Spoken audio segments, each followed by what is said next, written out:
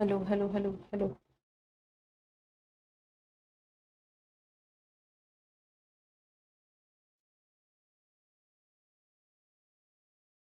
Hello बच्चों party. Good evening all. कैसे हैं मेरे सारे प्यारे प्यारे से जमूरे?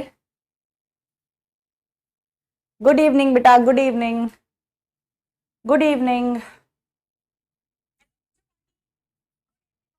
Backlog completed? तो काफी सारे बच्चे लिख रहे हैं मैम सारे बैकलॉग कंप्लीटेड। वेरी गुड बेटा। बैकलॉग करने भी नहीं चाहिए। बैकलॉग बिल्कुल भी मत करना बेटा, ठीक है। जो भी आपका अभी तक चैप्टर्स हो चुके हैं, हमने पूरी सेल बायोलॉजी खत्म कर ली है। और सेल बायोलॉजी पूरी की पूरी बॉटनी, पूरी की पूरी बायोलॉजी का बेस है। जहां हमने पढ़ लिया एक सेल क्या होता है, सेल डिवीजन क्या होता है। तो जो कुछ हमने सेल डिवीजन में पढ़ा और सेल चैप्टर में पढ़ा, वो आपको पूरी बायोलॉजी में काम आएगा। तो ये दोनों चैप्टर्स में हमें इतना टाइम इसलिए लग गया क्योंकि पूरी बायोलॉजी का बेस है। लाइफ का ही मतलब सेल है।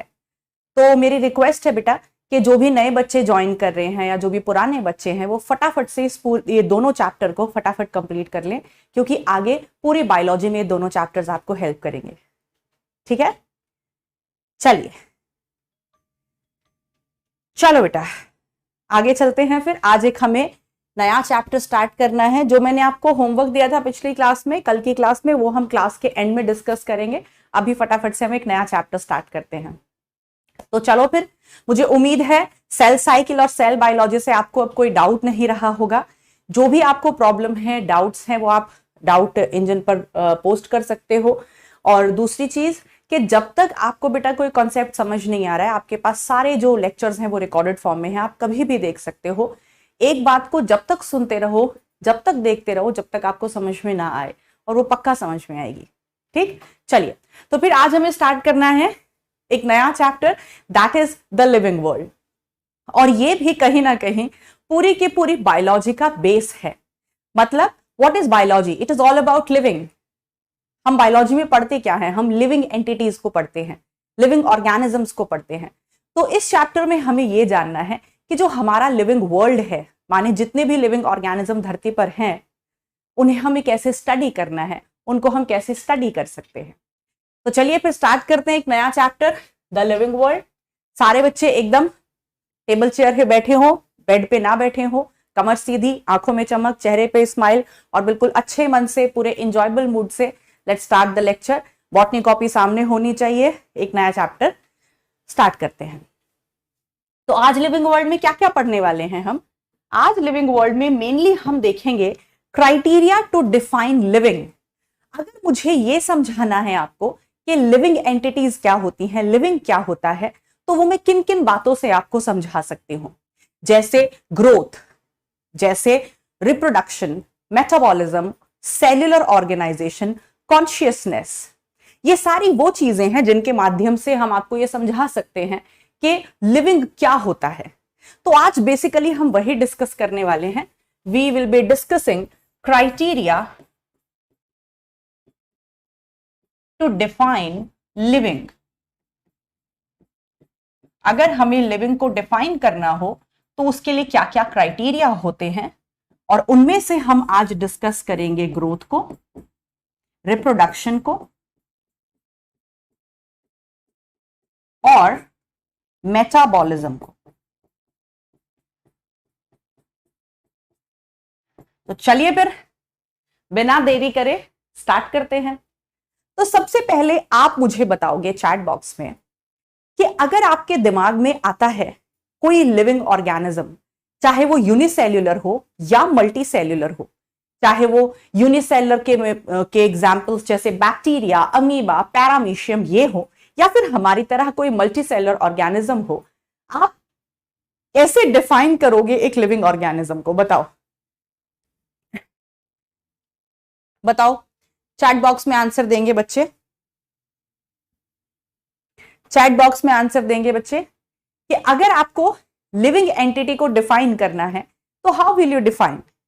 Movement, very good. Respiration, growth, metabolism, very good. Movements, growth, locomotion, reproduction, consciousness, very good.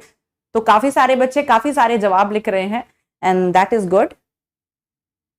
Life processes, growth, reproduction, metabolism.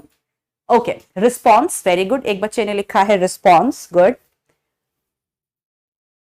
Division of labour, very good. एक बच्चे ने डिवीजन ऑफ लेबर लिखा है. Okay, nice. चलिए, तो कहीं ना कहीं जब हमारे दिमाग में एक लिविंग ऑर्गेनिज्म आता है तो हमारे दिमाग में आता है कि वो मूवमेंट कर सकता है, हमारे दिमाग में आता है वो रेस्पिरेशन कर सकता है, उसके अंदर मेटाबॉलिज्म होता है, उसके अंदर ग्रोथ देखने को मिलती है, वो रिप्रोड्यूस करता है. तो ये सब चीजें हमें समझ में आती है जब हमें कोई लिविंग एंटिटी समझ में आती है, राइट. तो चलिए इसी बात को आगे बढ़ाते हैं और डिटेल में देखते हैं. तो एनसीईआरटी जो है वो क्या कहती है? सबसे पहले बेटा, अगर हम एक लिविंग एंटिटी को डिफाइन करना चाहें, जैसा कि आपने अभी अभी मुझे समझाया चैट बॉक्स में, that is very good to know. अगर हम एक लिविंग एंटिटी को समझाना चाहें तो लिविंग एंटिटी, आप जो आपने बोला मैं वही सब लिखते जा रही हूं. ग्रोथ दिखाती है आपके मुताबिक, एक लिविंग एंटिटी रिप्रोडक्शन दिखाती है और मेटाबॉलिज्म दिखाती है, मूवमेंट्स दिखाती है. जो जो आपने चैट बॉक्स में लिखा मैं वही सब लिख रही हूं. मूवमेंट्स दिखाती है, कॉन्शियसनेस दिखाती है ना. रिस्पॉन्स टू एनवायरनमेंट, मतलब अपने आसपास के वातावरण के लिए, अपने आसपास हो रहे बदलाव के लिए उन्हें रिस्पॉन्स देना आता है. वो सेल्फ ऑर्गेनाइज अपने आप को कर सकते हैं. सेल्फ ऑर्गेनाइज मतलब खुद को ऑर्गेनाइज कर सकते हैं, right. They can make their own copies, वो हमने रिप्रोडक्शन में लिख ही लिया है. रेस्पिरेशन वो कर सकते हैं. तो ये सब आपके लिखे हुए पॉइंट्स मैंने यहां लिख दिए हैं कि हम अगर आंख बंद करके लिविंग एंटिटी को इमेजिन करते हैं तो ये सारी बातें हमें दिमाग में आती हैं. उनमें डाइजेशन होता है, उनमें एक्सक्रीशन होता है, ये सब तो हमारे मेटाबॉलिज्म में आ गए ना बेटा. रेस्पिरेशन, डाइजेशन, एक्सक्रीशन, ये सब मेटाबॉलिज्म में आ गए, राइट. तो ये सब कुछ करती है एक लिविंग एंटिटी. ठीक है, आपने कहा, हमने लिख दिया. अब अकॉर्डिंग टू एनसीईआरटी, एनसीईआरटी के मुताबिक एनसीईआरटी 5 चीजें लेकर चलती है जिनके बेसिस पर हम लिविंग को नॉन लिविंग से अलग कर सकते हैं. और वो 5 क्राइटेरिया एनसीईआरटी ले रही है: growth, reproduction, consciousness, metabolism and cellular organization. बाकी तो हमें पता ही है कि जब हम आंख बंद करें तो लिविंग को कैसे इमेजिन कर सकते हैं. एक सांस लेता हुआ प्राणी जिसमें रेस्पिरेशन हो सकता है, जो एनर्जी को बना सकता है, एनर्जी को स्टोर कर सकता है, एक्सक्रीट कर सकता है, उसके अंदर डाइजेशन देखने को मिलता है, वो अपने जैसे और ज्यादा जो है इंडिविजुअल्स को बना सकता है, माने रिप्रोड्यूस कर सकता है. ठीक है, ये सारी बातें हमें लिविंग के बारे में समझ में आ गई. अब देखते हैं next criteria to define living. Criteria to define living. अगर मुझे लिविंग को डिफाइन करना है तो एनसीईआरटी के मुताबिक 5 क्राइटेरिया एनसीईआरटी क्या ले रही है?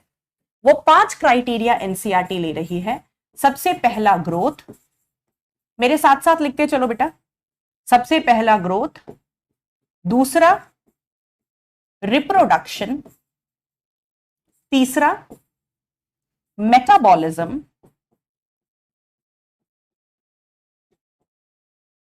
देन कॉन्शियसनेस, मेरे साथ साथ नोट्स बनाते चलो, and then cellular organisation, and then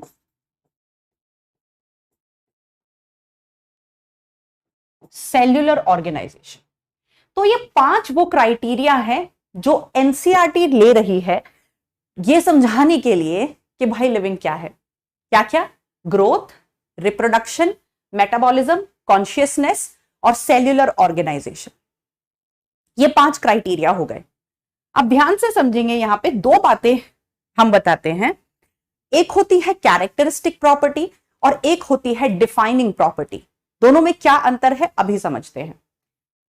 ऊपर के जो ये दोनों हैं, ग्रोथ और रिप्रोडक्शन, ये दोनों हैं characteristic property of living. These are the characteristic property of living.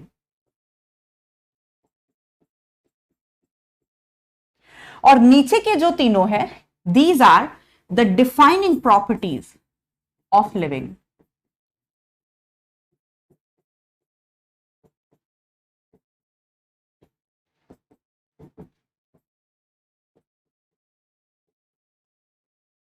तो क्या समझा अभी हमने यहां पे कि इन 5 क्राइटेरिया में से जो ऊपर के दोनों हैं, ग्रोथ और रिप्रोडक्शन, ये कैरेक्टरिस्टिक प्रॉपर्टी होती हैं, लेकिन मेटाबॉलिज्म, कॉन्शियसनेस और सेल्यूलर ऑर्गेनाइजेशन, ये तीनों डिफाइनिंग प्रॉपर्टी होती हैं। Now what is the difference between characteristic property and defining property? तो उसको थोड़ा सा डिटेल में समझते हैं। इसको ऐसे समझो बेटा कि डिफाइनिंग प्रॉपर्टी ऐसी प्रॉपर्टी होती है जो एक्सक्लूसिवली केवल लिविंग एंटिटीज में देखने को मिले।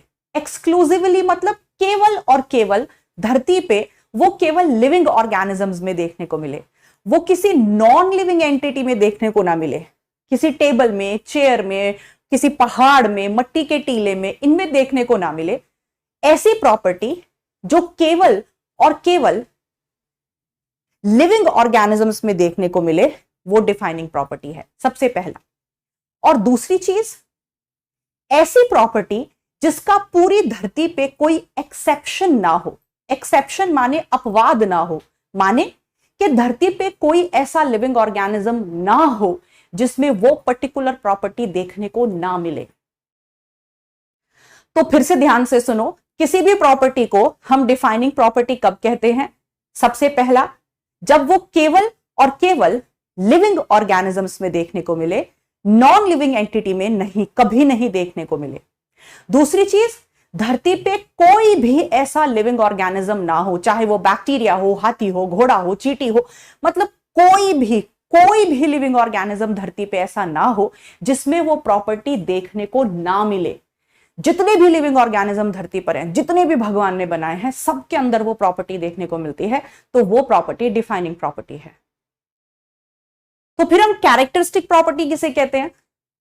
ऐसी प्रॉपर्टी जिसका कोई एक्सेप्शन हो सकता है, अपवाद हो सकता है, माने ऐसी प्रॉपर्टी जो हो सकता है कि किसी लिविंग ऑर्गेनिज्म में देखने को ना भी मिले। मतलब धरती पे कुछ लिविंग ऑर्गेनिज्म ऐसे हो सकते हैं जिनमें वो प्रॉपर्टी ना हो। जैसे फॉर एग्जाम्पल रिप्रोडक्शन। कुछ ऑर्गेनिज्म ऐसे हैं धरती पर जो लिविंग तो है पर फिर भी वो रिप्रोड्यूस नहीं कर पाते। जैसे खच्चर, हम पहाड़ों पे घूमने जाते हैं, खच्चर पे बैठने जाते हैं, खच्चर पे बैठ के जाते हैं, तो खच्चर is very much living.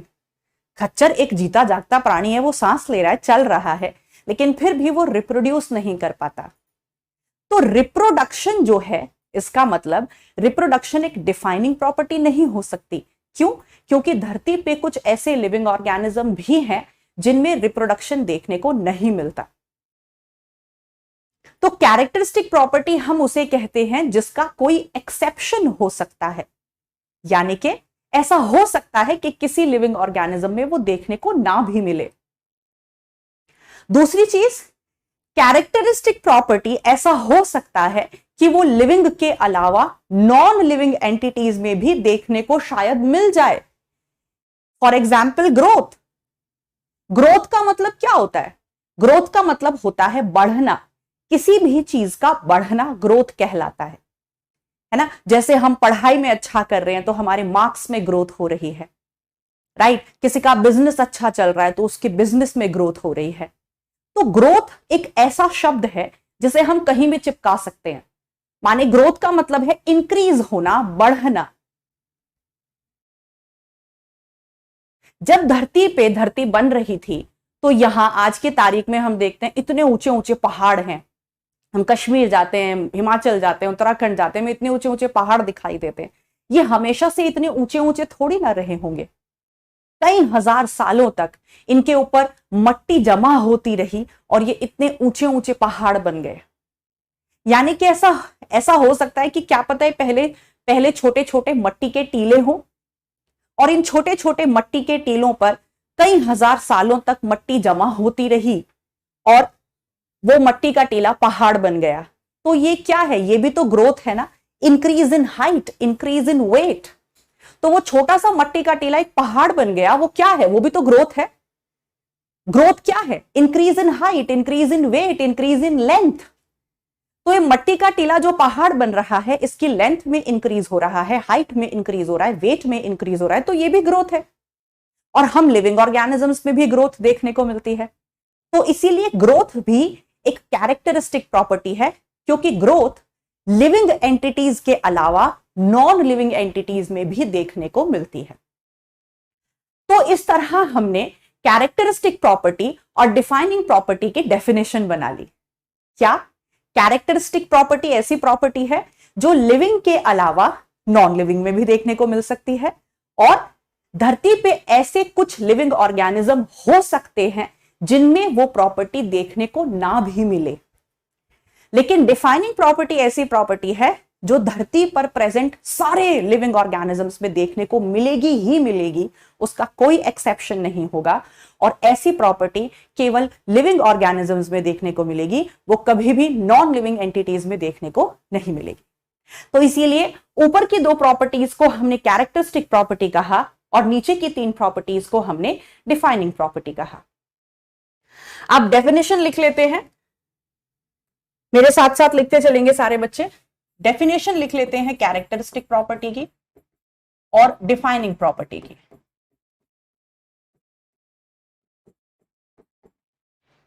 Characteristic property क्या होती है और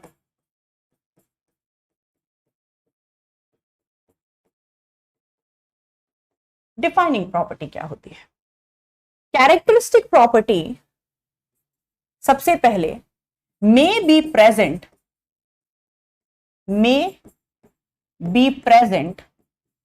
in non-living entities also।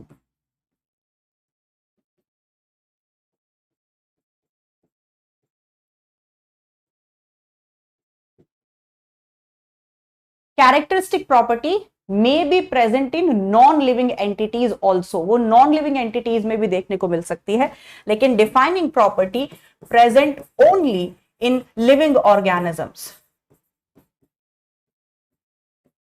present only in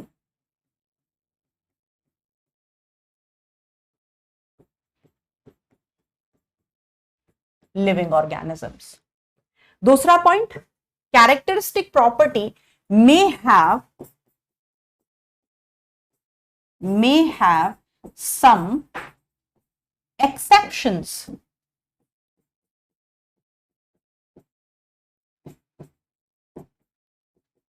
characteristic property के कुछ एक्सेप्शंस भी हो सकते हैं। That is it may not be present in some living organisms।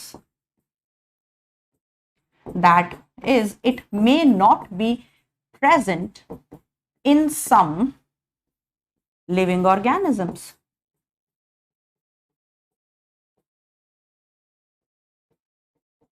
ऐसा भी हो सकता है कि कुछ लिविंग ऑर्गेनिजम्स में वो प्रॉपर्टी हो ही नहीं। जैसे यहां पे हम एग्जाम्पल लिख सकते हैं रिप्रोडक्शन का, और ऊपर हम एग्जाम्पल लिख सकते हैं ग्रोथ का। जैसे ग्रोथ नॉन लिविंग एंटिटीज में भी देखने को मिल सकती है, राइट। लेकिन डिफाइनिंग प्रॉपर्टी का कोई एक्सेप्शन नहीं होता। Do not have any exceptions. Exceptions मतलब कोई अपवाद नहीं होता।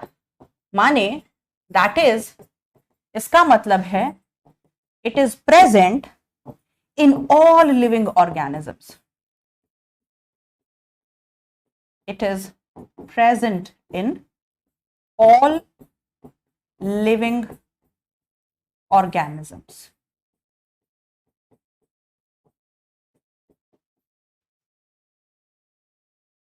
Okay, so these are the basic differences between characteristic property and the defining property. सबको क्लियर है इतना? एवरीवन? चलिए लिख लिया बेटा कंप्लीट? नोट्स बना लिए सबने अच्छे से कॉपी में? कंप्लीटेड?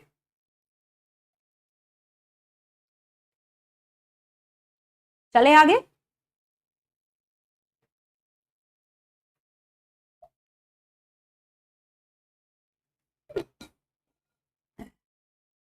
Done everyone? चलिए ठीक है बेटा, ओके। चलो फिर, तो अभी तक तो हमने बेसिक सी बातें जानी कि भैया हाँ, हम जानते हैं कि अगर हम आंखें बंद करें तो हम इमेजिन कर सकते हैं कि एक लिविंग ऑर्गेनिज्म कैसा होता है। फिर एनसीईआरटी के मुताबिक 5 क्राइटेरिया के बेसिस पर हम लिविंग को डिफाइन कर सकते हैं, जिसमें से 2 कैरेक्टरिस्टिक प्रॉपर्टी होती हैं, that is growth and reproduction, और मेटाबॉलिज्म, कॉन्शियसनेस और सेल्युलर ऑर्गेनाइजेशन, ये तीनों डिफाइनिंग प्रॉपर्टीज होती हैं। माने कि ये हर एक लिविंग ऑर्गेनिज्म में देखने को मिलती हैं और इनका कोई एक्सेप्शन नहीं होता। चलिए अब एक एक करके सबको उठाते हैं। सबसे पहले उठा लेते हैं ग्रोथ को। सबसे पहले उठा लेते हैं ग्रोथ। तो अभी आपको मैंने समझाया कि ग्रोथ एक ऐसा शब्द है जो अंग्रेजी वर्ड है, right? It's an English word जिसका मतलब होता है इंक्रीमेंट इन समथिंग, किसी भी चीज का बढ़ना, चाहे वो हाइट का बढ़ना हो, लेंथ का बढ़ना हो, सरफेस एरिया का बढ़ना हो, वॉल्यूम का बढ़ना हो, वेट का बढ़ना हो, मास का बढ़ना हो। तो किसी भी चीज में जब बढ़त होती है, इंक्रीमेंट होता है, इंक्रीज होता है, तो उस शब्द को हम ग्रोथ कहते हैं। तो इस शब्द को हम कहीं भी चिपका सकते हैं, लेकिन अगर मुझे लिविंग ऑर्गेनिजम्स के केस में ग्रोथ को डिफाइन करना होगा तो उसकी डेफिनेशन थोड़ी सी अलग बनती है। तो पहले तो हम एक कॉमन डेफिनेशन लिखेंगे, कॉमन डेफिनेशन ऑफ ग्रोथ। तो आ जाओ लिखते हैं। तो पहले हम लिखेंगे ग्रोथ की एक कॉमन डेफिनेशन जो कहीं भी चिपक सकती है, जैसे हम कहीं भी चिपका सकते हैं। तो आ जाइए, पहले लिख लेते हैं ग्रोथ की एक कॉमन डेफिनेशन। इंक्रीज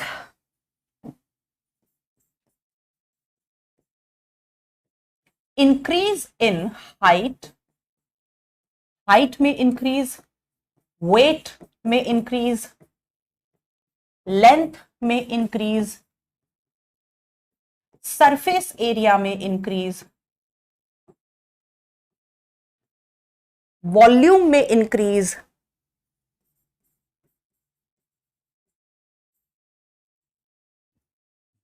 साइज में इंक्रीज, नंबर ऑफ सेल्स में इंक्रीज, मास में इंक्रीज। ठीक, इन सब को हम डिफाइन कर सकते हैं ग्रोथ। तो ग्रोथ किसी भी चीज में, किसी भी चीज का बढ़ना, हाइट का बढ़ना, लेंथ का बढ़ना, वेट का बढ़ना, सरफेस एरिया का बढ़ना, साइज का बढ़ना, वॉल्यूम का बढ़ना, नंबर ऑफ सेल्स का बढ़ना, मास का बढ़ना, ये सब क्या कहलाती है? ग्रोथ कहलाती है। So this is the common definition of growth.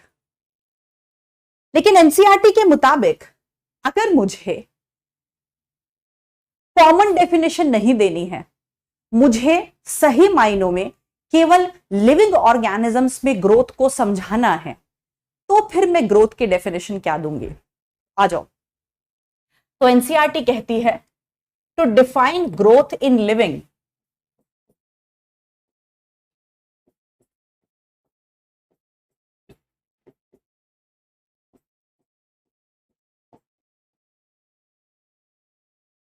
अगर लिविंग के केस में मुझे ग्रोथ को डिफाइन करना है स्पेसिफिकली, तो एनसीईआरटी कहती है, ध्यान से देखना जो लिखने जा रहे हैं अभी, increase in mass,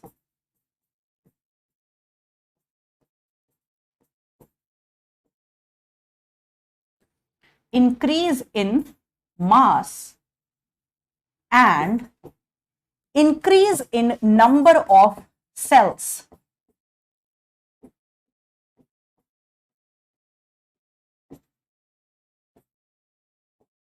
increase in mass and increase in number of cells, or you can say increase in individuals.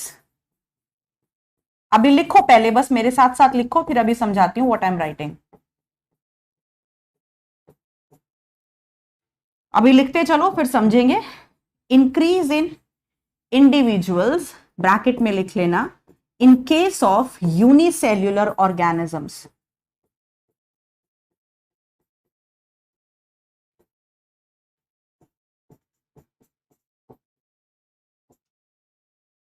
Are, statement को पूरा करते हैं, are twin characters of growth in living. NCERT की एज इट इज लाइन हमने लिख दी है, are twin characters of growth in living. ये एज इट इज एनसीईआरटी की लाइन है. क्या कहना चाहती है समझते हैं, आ जाओ.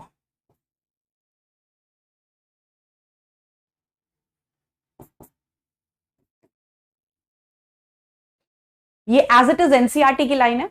एक तो हमने ऊपर ग्रोथ की कॉमन डेफिनेशन लिख ली कि भैया हाँ ठीक है, हमारी हाइट बढ़ रही है तो हम इसे ग्रोथ कह रहे हैं, हमारी लेंथ बढ़ रही है ग्रोथ कह रहे हैं, वेट बढ़ रही है ग्रोथ कह रहे हैं. लेकिन अगर मुझे सही मायनों में लिविंग एंटिटीज में ग्रोथ को डिफाइन करना है, लिविंग ऑर्गेनिजम्स में ग्रोथ के सही मायने क्या होते हैं, तो एनसीईआरटी कहती है कि लिविंग ऑर्गेनिजम्स में मास का बढ़ना, ये आप फिजिक्स में पढ़ोगे अभी आगे जाके कि मास और वेट में डिफरेंस होता है बेटा. हमारा वेट फ्लक्चुएट हो सकता है लेकिन हमारा मास सेम रहता है. चाहे हम मार्स पे चले जाएं, चांद पे चले जाएं, ये शायद आपने 10th या 9th क्लास में भी पढ़ा होगा ग्रेविटेशन वाले चैप्टर में, कि हमारा जो मास होता है वो कांस्टेंट होता है, वेट चेंज होता है, राइट. हम चाहे चांद पे चले जाएं, मार्स पे चले जाएं, जुपिटर पे चले जाएं, हमारा मास सेम रहेगा, वेट डिफरेंट होता है. तो हमारी बॉडी का जो ऑर्गेनिक मास है, मतलब हमारी बॉडी में कितना प्रोटीन है, कितने मसल्स हैं, कितने कार्ब्स हैं, जो हमारी बॉडी का बायोमास है, दैट इज आवर मास. तो हमारी बॉडी के मास में इंक्रीज होना और हमारी बॉडी में जो सेल्स हैं जब वो ग्रोथ करते हैं, ऑब्वियसली हम अभी पढ़ के आए हैं कि माइटोसिस की मदद से ग्रोथ होती है. हमारी बॉडी में नए नए जो सेल्स ऐड होते हैं उसकी वजह से हम इंक्रीज, हमारे अंदर ग्रोथ होती है. अगर हमारी बॉडी में नए सेल्स ऐड ना हो तो हमारी ग्रोथ नहीं होगी. और अगर कोई ऑर्गेनिज्म यूनिसेल्युलर ही है, माने उसकी बॉडी ही एक सेल की बनी है, जैसे बैक्टीरिया, अमीबा, पैरामीशियम, युग्लिना, इनकी बॉडी ही एक सेल की बनी हुई है, तो वहां तो ग्रोथ का मतलब है increase in number of individual. एक अमीबा है, एक सिंगल अमीबा जिसकी बॉडी एक सेल की बनी हुई है, जब इसमें नंबर ऑफ सेल्स बढ़ेंगे तो ऑब्वियसली एक अमीबा से 2 अमीबा बन जाएंगे. तो यूनिसेल्युलर ऑर्गेनिजम्स में नंबर ऑफ सेल्स का बढ़ना का मतलब है, नंबर ऑफ सेल्स के बढ़ने का मतलब है इंडिविजुअल्स का ही बढ़ना, राइट. तो एनसीईआरटी समझा रही है कि अगर मैं लिविंग एंटिटीज में सही मायनों में ग्रोथ को समझाना चाहूं तो मास में इंक्रीज होना और नंबर ऑफ सेल्स का बढ़ना are the twin characters of growth in living. Living के अंदर, लिविंग एंटिटीज के अंदर 2 ऐसी बातें हैं, 2 ऐसे कैरेक्टर्स हैं जो सही मायनों में ग्रोथ को समझाते हैं. पहला मास का बढ़ना और दूसरा increase in number of cells. और यूनिसेलर ऑर्गेनिज्म के केस में increase in number of individuals. तो ऊपर तो एक कॉमन डेफिनेशन हमने लिख ली ग्रोथ की, और नीचे सही मायनों में लिविंग को डिफाइन करने के लिए हमने लिख ली that increase in mass and increase in number of cells are the twin characters of growth in living. इतना क्लियर है बेटा? जल्दी बताओ, इतना क्लियर है सबको? कोई भी दिक्कत, कोई परेशानी, जल्दी बताओ.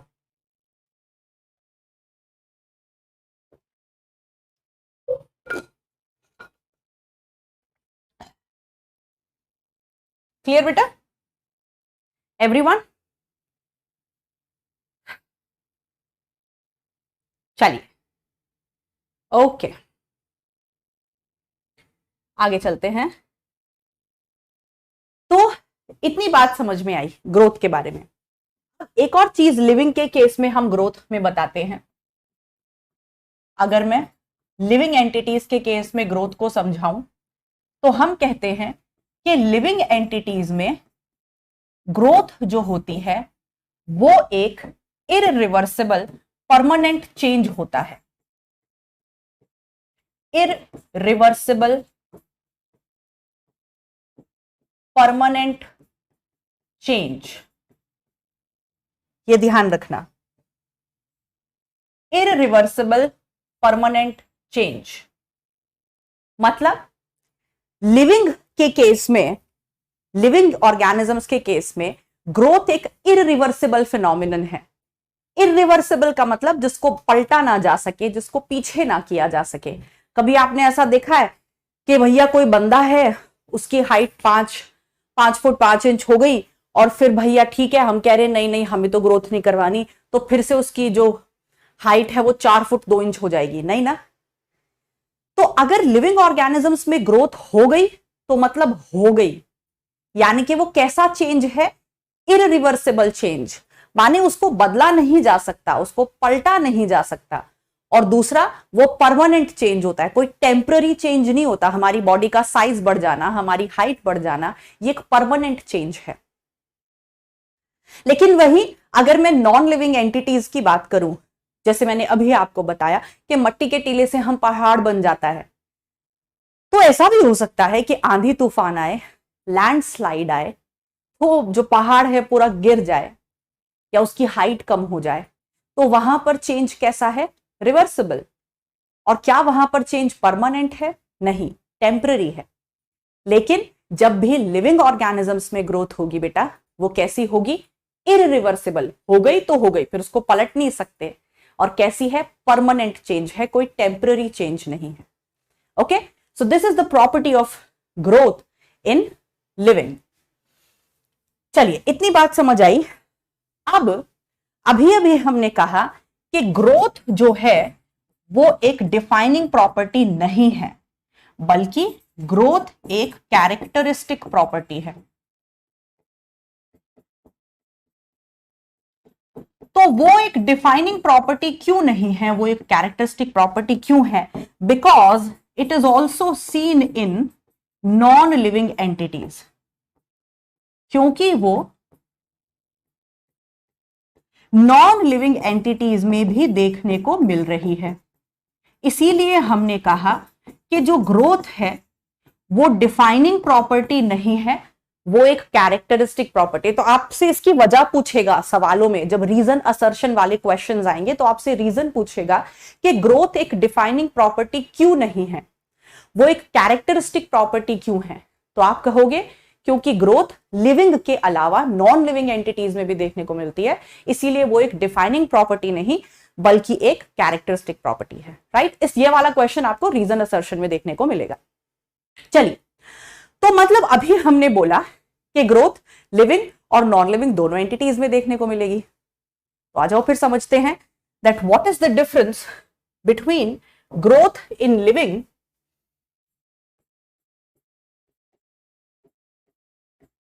and growth in non-living.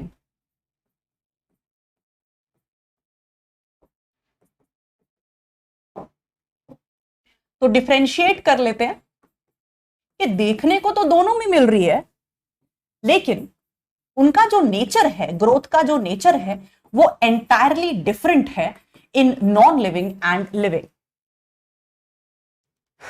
सबसे पहला डिफरेंस कि जब हम लिविंग ऑर्गेनिजम्स में ग्रोथ की बात करते हैं तो वो इंट्रिंसिक ग्रोथ होती है। इंट्रिंसिक माने इंटरनल, अंदरूनी ग्रोथ होती है, वो बाहर से नहीं होती।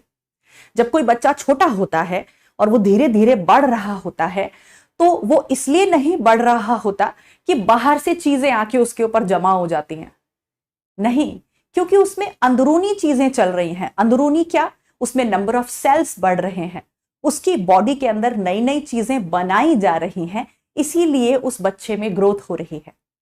तो ये कोई बाहरी फिनोमिनन नहीं है, ये कोई आउटसाइड फिनोमिनन नहीं है, ये इंटरनल फिनोमिनन है। ये ग्रोथ अंदरूनी है। लेकिन वहीं अगर हम नॉन लिविंग एंटिटीज में बात करें, जैसे अभी हमने बात करी कि एक मट्टी का टीला धीरे धीरे ग्रोथ दिखाकर पहाड़ बन जाता है, तो उस मट्टी के टीले में अंदर से कुछ नहीं हो रहा। उस मट्टी के टीले में अंदर से कोई चीजें, नई नई चीजें बनाई नहीं जा रही हैं, या फिर उसमें नंबर ऑफ सेल्स नहीं बढ़ रहे हैं, बल्कि उस मट्टी के टीले के सरफेस पर दूर दराज से मट्टी आकर जमा होती जा रही है, इसीलिए वो बढ़ रहा है। यानी कि जो नॉन लिविंग एंटिटीज हैं उनके अंदर ग्रोथ अंदरूनी नहीं होती है, इंटरनल नहीं होती है, वो एक्सटर्नल होती है, एक्सट्रिंसिक होती है, वो आउटसाइड फिनोमिनन होता है। तो हम कह सकते हैं सबसे पहला डिफरेंस जो लिविंग एंटिटीज में, ये तो हमने बोल दिया कि ग्रोथ दोनों में देखने को मिल रही है, लिविंग में भी और नॉन लिविंग में भी, लेकिन जो नेचर है ग्रोथ का in living and non living वो एकदम अलग है। जैसे सबसे पहला डिफरेंस तो हमने यही देख लिया कि growth in living is intrinsic, intrinsic growth,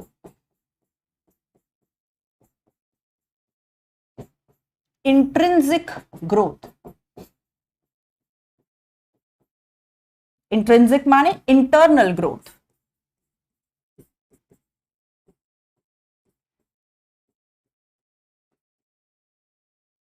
from within. Internal का मतलब फ्रॉम विद इन, अंदरूनी है। लेकिन वही ग्रोथ इन नॉन लिविंग कैसी है? Extrinsic, extrinsic, that means external growth.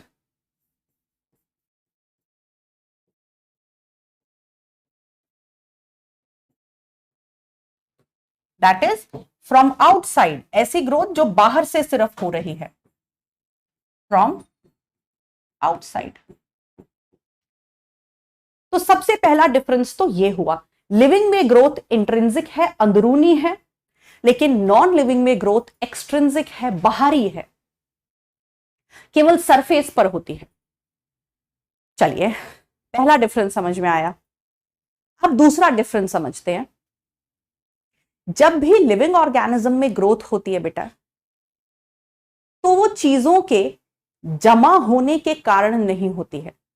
जैसे सपोज अभी मैंने बताया एक छोटा बच्चा है, वो बड़ा हो रहा है धीरे धीरे, तो वो इसलिए बड़ा नहीं हो रहा कि बाहर से चीजें आके उसके शरीर पर जम रही हैं। इसको बोलते हैं एक्यूमुलेशन ऑफ मटीरियल्स। एक्यूमुलेशन का मतलब होता है जमना, बाहर से चीजों का जमा होना एक्यूमुलेशन कहलाता है। तो लिविंग ऑर्गेनिजम्स में ग्रोथ इसलिए नहीं होती कि बाहर से चीजें आकर जमा हो रही हैं, बल्कि इसलिए होती हैं क्योंकि उसकी बॉडी के अंदर नई नई चीजें बन रही हैं।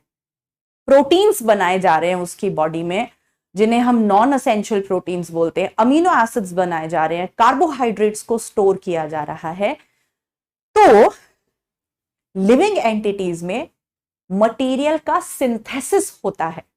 सिंथेसिस का मतलब होता है बनाना, नई नई चीजों को बनाना, और एक्यूमुलेशन का मतलब होता है चीजों का जमा होना।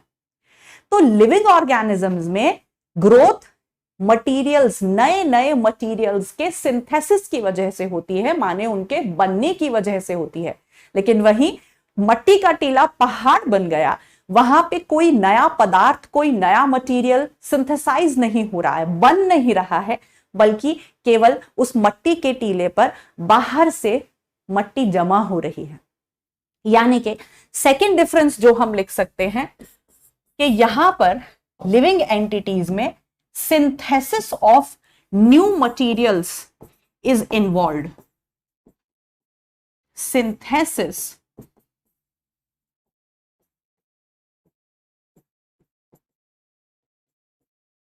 Of new materials is involved. यहां पर सिंथेसिस हो रहा है, लेकिन यहां क्या हो रहा है? यहां हो रहा है अक्यूमुलेशन।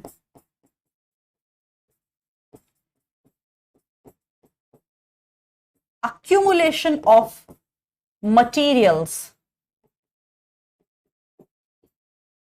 is involved.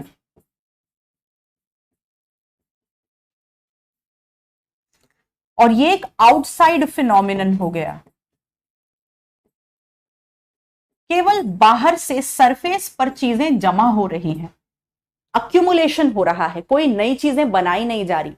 लेकिन लिविंग में बाहर से कुछ जमा नहीं होता है, बल्कि नई नई चीजें बनाई जाती हैं, सिंथेसिस किया जाता है। तो that means it is internal phenomenon.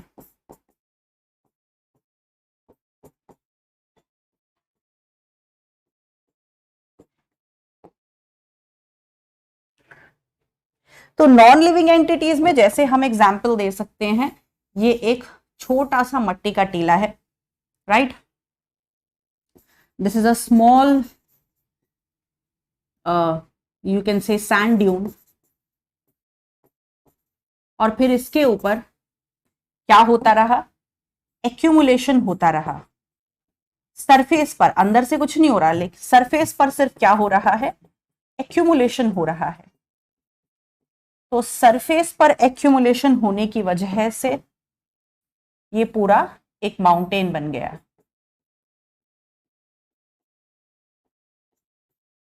So these are the basic differences between growth in living and growth in non-living.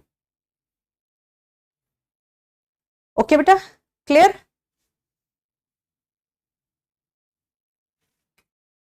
तो ये आप फटाफट से लिख लो, फिर आगे चलते हैं।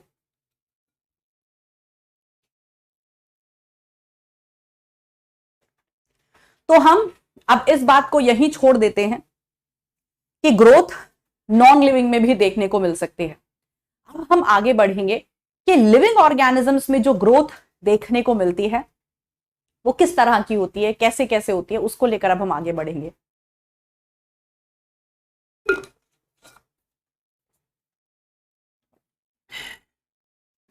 Everyone done? Can we move forward? चलिए,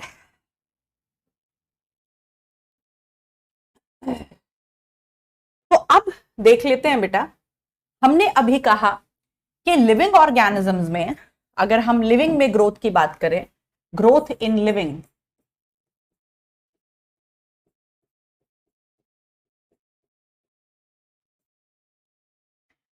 तो हमने अभी कहा कि लिविंग में ग्रोथ के दौरान synthesis of new materials,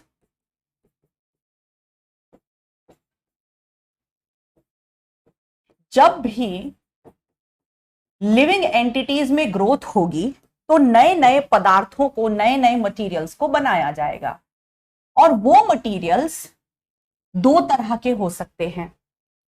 they can be, अभी मेरे साथ लिखो फिर समझाते हैं, those materials can be protoplasmic और दे कैन बी एपोप्लास्टिक।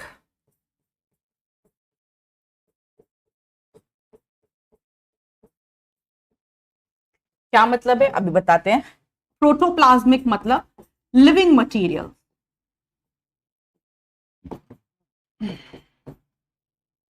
और एपोप्लास्टिक मतलब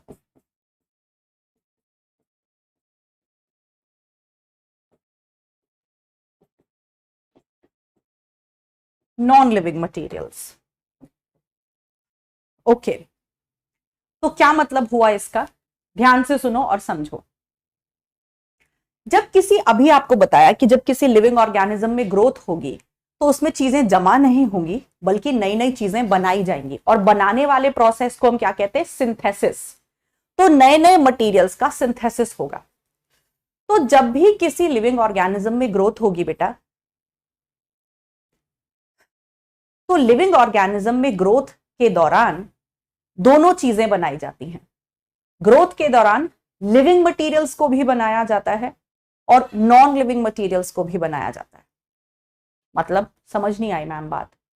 ग्रोथ आप कह रहे हो लिविंग ऑर्गेनिजम्स में हो रही है, और आप कह रहे हो लिविंग ऑर्गेनिजम्स में जब ग्रोथ हो रही होगी तो नॉन लिविंग मटेरियल्स भी बनाए जाएंगे। समझ नहीं आ रही बात, कुछ उल्टा या गलत कह रहे हो आप शायद। नहीं, देखो, जब किसी लिविंग ऑर्गेनिज्म में ग्रोथ होनी है तो कुछ लिविंग सब्सटेंसेस भी बनाए जाते हैं।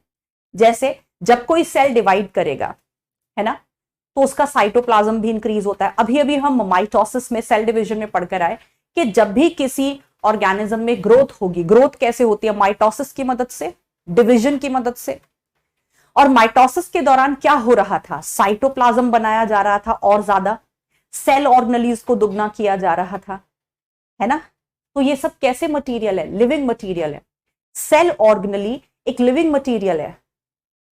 प्रोटीन्स, ये सब जितने भी हम पदार्थ सेल के अंदर बनाते हैं सब लिविंग मटेरियल्स हैं। प्लाज्मा मेम्ब्रेन लिविंग मटेरियल है। लेकिन सपोज एक प्लांट सेल डिवाइड कर रहा है। जब एक प्लांट सेल डिवाइड करता है और दो नए प्लांट सेल बनाता है, तो आपको याद होगा हमने सेल चैप्टर में डिटेल में पढ़ा था कि सेल वॉल भी बनाई जाती है। तो जब प्लांट सेल डिवाइड करता है तो डिवाइड करके दो नए प्लांट सेल बनाता है, तो उस दौरान जो दो नए प्लांट सेल बनते हैं उनके चारों तरफ सेल वॉल भी तो बनाई जाती है। और क्या आपको याद है कि सेल वॉल एक डेड लेयर होती है, it's a non living layer. Plasma membrane, cytoplasm, cell organelles, nucleus, ये सारे लिविंग एंटिटीज हैं। लेकिन सेल वॉल एक डेड लेयर थी। यानी कि जब एक प्लांट सेल ग्रोथ दिखाएगा, यानी कि जब एक प्लांट सेल डिवाइड करेगा, तो उस दौरान उसमें सेल वॉल भी बनाई जा रही है। और सेल वॉल क्या है? एक नॉन लिविंग मटेरियल। और उस दौरान उसमें plasma membrane, cell organelles, nucleus, ये सब भी बनाया जा रहा है। और वो क्या है? Living materials. यानी कि जब किसी लिविंग सेल में, किसी लिविंग ऑर्गेनिज्म में ग्रोथ देखने को मिलती है, तो उस दौरान नए नए पदार्थों को, नए नए मटेरियल्स को बनाया जाता है। और वो नए मटेरियल्स नेचर में लिविंग भी हो सकते हैं और नॉन लिविंग भी हो सकते हैं। अगर वो नेचर में लिविंग है तो उन्हें हम प्रोटोप्लाज्मिक सब्सटेंसेस कहते हैं, और अगर वो नॉन लिविंग है तो उन्हें हम एपोप्लास्टिक सब्सटेंसेस कहते हैं। राइट? तो मतलब हम क्या लिख सकते हैं यहां पर? दैट प्रोटोप्लाज्मिक सब्सटेंसेस में एग्जाम्पल हमारे आ जाते हैं प्लाज्मा मेम्ब्रेन,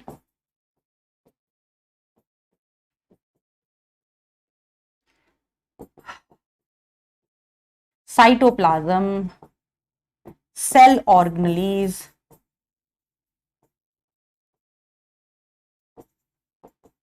एक्सेट्रा।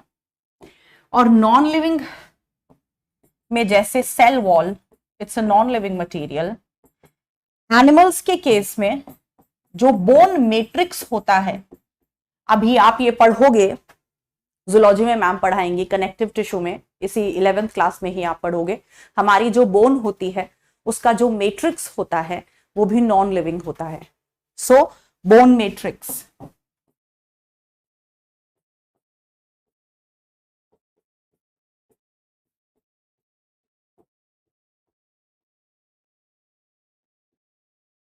तो अगर बेटा ये स्टेटमेंट कभी लिखी आ जाए कि लिविंग ऑर्गेनिजम्स में ग्रोथ के दौरान केवल लिविंग मटेरियल्स को ही बनाया जाता है, तो आप क्या कहोगे? फॉल्स। आप कहोगे, देखो दो स्टेटमेंट आ सकती हैं, दो स्टेटमेंट आ सकती हैं। पहली स्टेटमेंट, लिविंग ऑर्गेनिजम्स में ग्रोथ के दौरान लिविंग मटेरियल्स को बनाया जाता है। तो क्या स्टेटमेंट गलत है? बताओ। अगर स्टेटमेंट ये लिखी हो, चैट बॉक्स में बताओ, अगर स्टेटमेंट ये लिखी हो कि लिविंग ऑर्गेनिजम्स में ग्रोथ के दौरान लिविंग मटेरियल्स बनाए जाते हैं, ये स्टेटमेंट ट्रू होगी कि फॉल्स होगी? बताओ जल्दी। ऑब्वियसली ट्रू होगी। लिविंग ऑर्गेनिजम्स में ग्रोथ के दौरान लिविंग मटेरियल्स को बनाया जाता है। लेकिन अगर यही स्टेटमेंट को मैं बदल के ऐसे बोल दूं कि लिविंग ऑर्गेनिजम्स में ग्रोथ के दौरान केवल लिविंग मटेरियल्स को बनाया जाता है, केवल, ओनली, तो वो गलत हो जाएगा। राइट? क्यों? क्योंकि लिविंग ऑर्गेनिजम्स में ग्रोथ के दौरान लिविंग मटेरियल्स को भी बनाया जाता है और नॉन लिविंग मटेरियल्स को भी बनाया जाता है। चलिए, ये बात भी समझ आ गई। अब आगे चलते हैं। अब देखते हैं कि अभी हमने एक बात समझी कि ग्रोथ तो सारे लिविंग ऑर्गेनिजम्स में देखने को मिलेगी, चाहे वो लिविंग हो, चाहे वो यूनिसेलुलर हो, चाहे वो मल्टीसेलर हो। तो पहले देखते हैं ग्रोथ इन यूनिसेल्युलर ऑर्गेनिजम्स।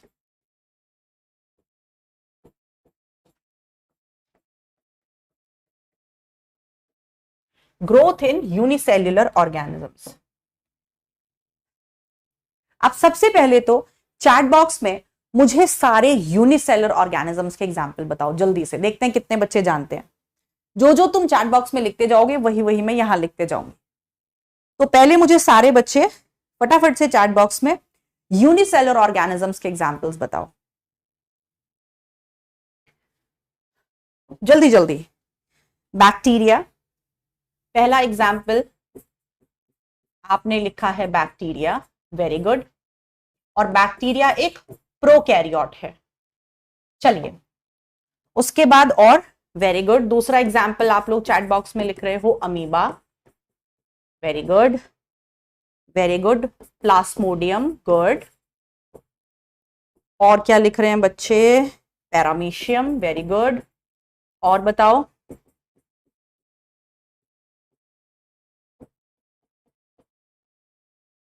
और क्या लिख रहे हैं? Euglena, very good. और कुछ एल्गी भी होती हैं, ईस्ट, वेरी गुड। आप तो काफी कुछ जानते हो। तो ये सब वही मैं लिख रही हूं जो आप लोग ने चैट बॉक्स में मुझे अभी तक बताया है, वेरी गुड। दैट मीन्स आप लोग को पता है कि यूनिसेलर ऑर्गेनिजम्स के मेजर एग्जाम्पल्स क्या क्या हैं। वेरी गुड बेटा, very nice. Mycoplasma, yes, mycoplasma is a type of bacteria. जितने भी तरह के बैक्टीरिया हैं वो सारे यहां आ जाएंगे, वेरी गुड। ओके, कुछ एल्गी भी हैं, कुछ एल्गी भी हैं जो यूनिसेल्युलर हैं, जैसे क्लेमाइडोमोनास,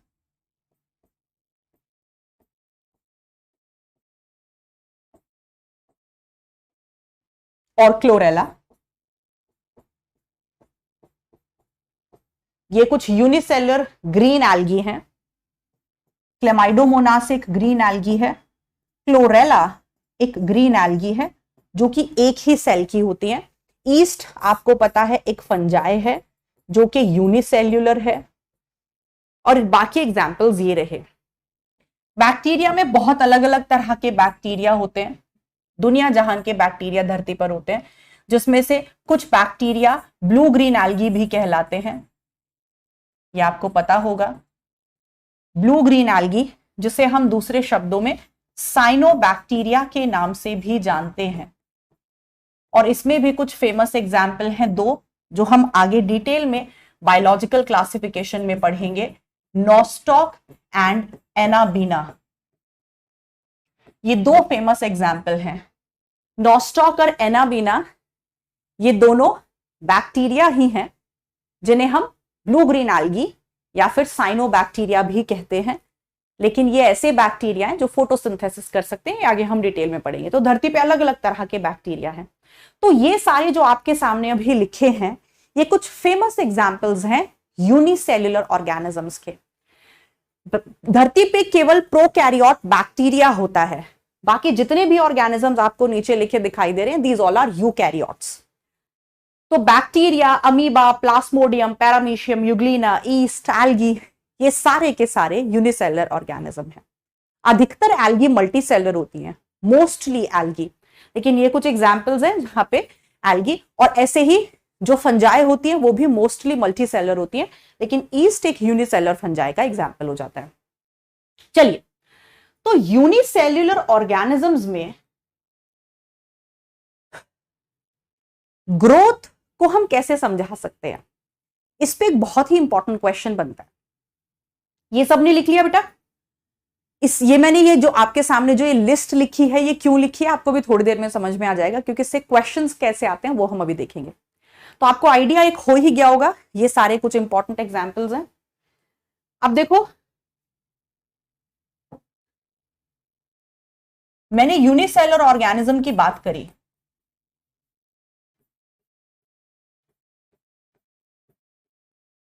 ठीक? तो यूनिसेलर ऑर्गेनिज्म मैंने उठा लिया, सपोज ये उठा लिया मैंने, उसकी बॉडी एक ही सेल की बनी होगी। ये हमारा यूनिसेल्युलर ऑर्गेनिज्म है। ये कोई भी हो सकता है, ये अमीबा हो सकता है, युग्लिना हो सकता है, बैक्टीरिया हो सकता है, कोई भी हो सकता है जिसकी बॉडी एक ही सेल से बनी है, ये उसका सेल है। अब क्या हुआ, इसमें हुई ग्रोथ,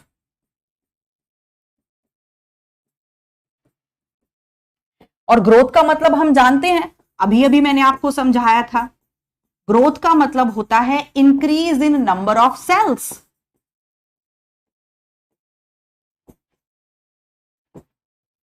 नंबर ऑफ सेल्स का बढ़ना। तो ये यूनिसेल्युलर ऑर्गेनिज्म है, इसकी बॉडी के पास एक ही सेल है, और इस एक सेल में ग्रोथ हुई, और ग्रोथ हुई तो इसने कितने सेल बना दिए, 2 सेल। यानी कि एक अमीबा में जब ग्रोथ हुई तो उसने 2 अमीबा बना दिए, राइट।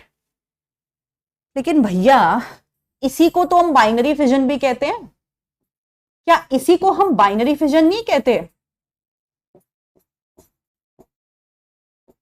यूनिसेल्युलर ऑर्गेनिज्म चाहे वो कोई भी हो, bacteria, amoeba, paramecium, Euglena, east, इनमें बाइनरी फिजन होता है। ये बच्चा बच्चा जानता है कि जितने भी यूनिसेल्युलर ऑर्गेनिजम्स होते हैं उनमें एसेक्सुअल रिप्रोडक्शन देखने को मिलता है, और उस एसेक्सुअल रिप्रोडक्शन का नाम होता है बाइनरी फिजन। अब बाइनरी फिजन के दौरान होता क्या एग्जैक्टली? डिवीजन होता है, माइटोसिस होता है। पढ़ाया था ना सिग्निफिकेंस ऑफ माइटोसिस में, सिग्निफिकेंस ऑफ माइटोसिस में पढ़ाया था कि कुछ ऐसे ऑर्गेनिजम्स हैं जिनमें माइटोसिस एसेक्सुअल रिप्रोडक्शन में भी मदद करता है।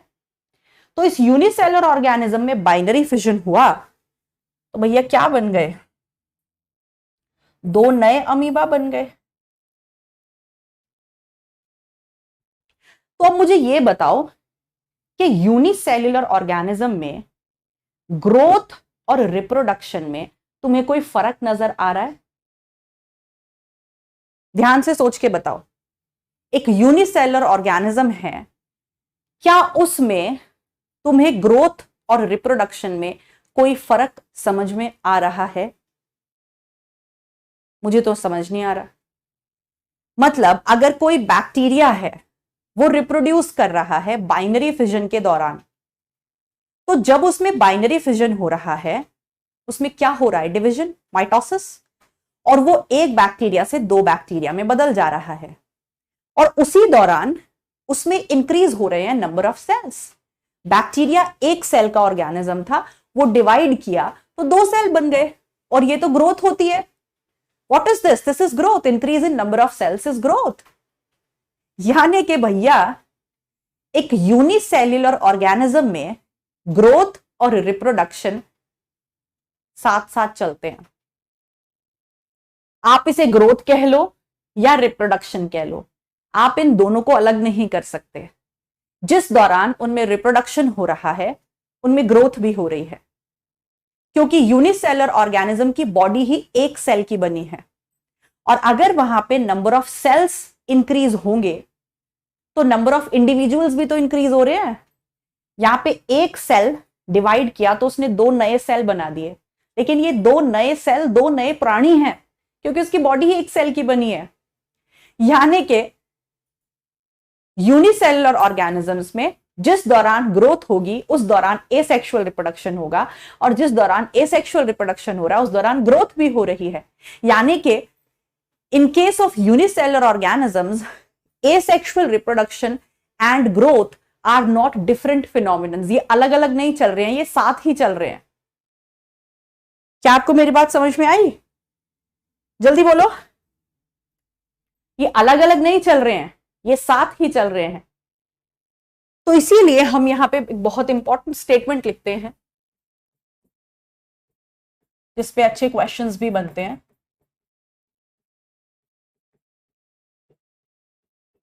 और वो इंपॉर्टेंट स्टेटमेंट है that in unicellular organisms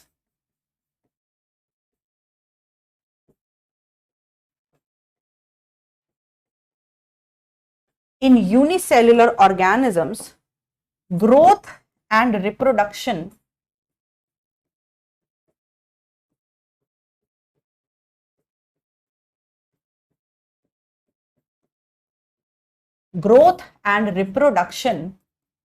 are, statement देखना बड़ी इंपॉर्टेंट स्टेटमेंट है, are mutually inclusive events,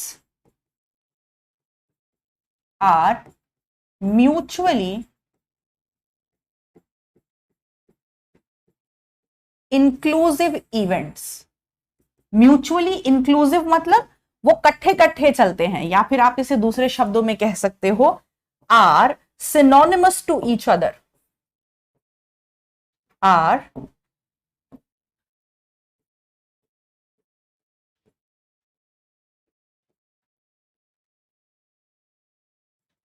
synonymous to each other।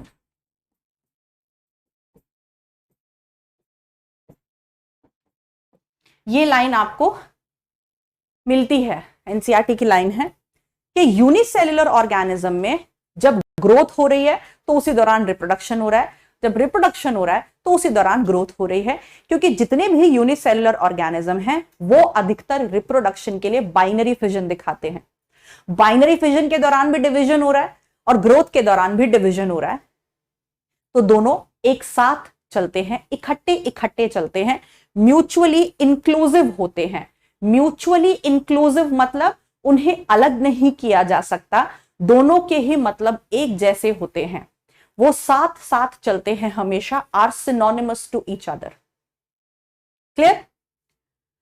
इतनी बात समझ आ गई? अब इससे रिलेटेड क्वेश्चंस कैसे आते हैं वो भी हम देखेंगे।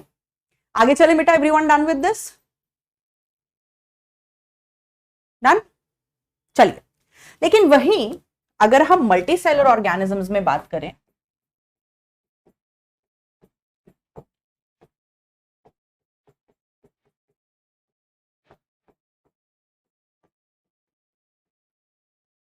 तो मल्टी सेलुलर ऑर्गेनिजम्स में ऐसा कुछ भी नहीं है। जैसे हम मल्टी सेलुलर ऑर्गेनिजम्स हैं, और मल्टी सेलुलर ऑर्गेनिजम्स में रिप्रोडक्शन बाइनरी फिजन से नहीं होता है, हम में तो प्रॉपर सेक्सुअल रिप्रोडक्शन होता है।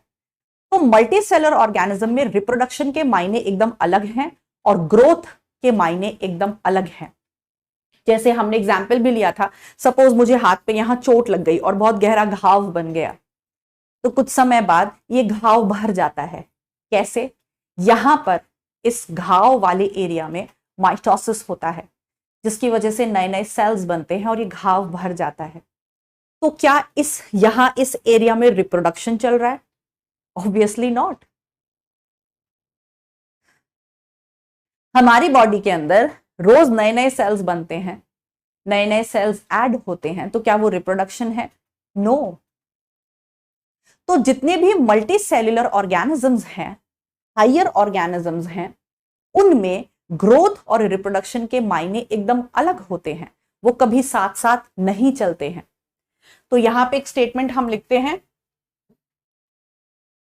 कि growth in multicellular organisms, हम यहां पे लिखेंगे, ये भी स्टेटमेंट इंपॉर्टेंट है,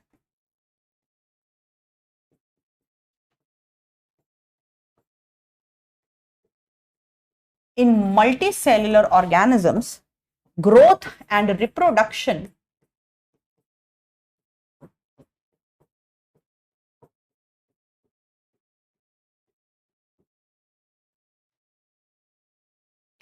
are mutually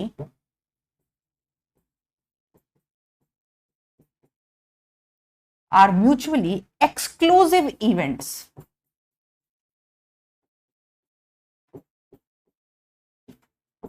वहां क्या लिखा था? Growth and reproduction are mutually inclusive. Inclusive, inclusive मतलब एक साथ चलते हैं यूनिसेलर में, लेकिन यहां म्यूचुअली एक्सक्लूसिव होते हैं। एक्सक्लूसिव मतलब एक दूसरे से अलग, बिल्कुल उनके मायने एकदम अलग हैं, वो कभी साथ साथ नहीं चलते। तो ये दोनों स्टेटमेंट बहुत इंपॉर्टेंट है। यूनिसेलर ऑर्गेनिज्म में ग्रोथ रिप्रोडक्शन म्यूचुअली इंक्लूसिव होते हैं, सिनोनिमस होते हैं, माने एक दूसरे के साथ साथ चलते हैं। लेकिन वही मल्टीसेलर ऑर्गेनिजम्स में वो दो डिफरेंट फिनोमिनन्स हैं, वो कभी भी साथ साथ नहीं चलेगी।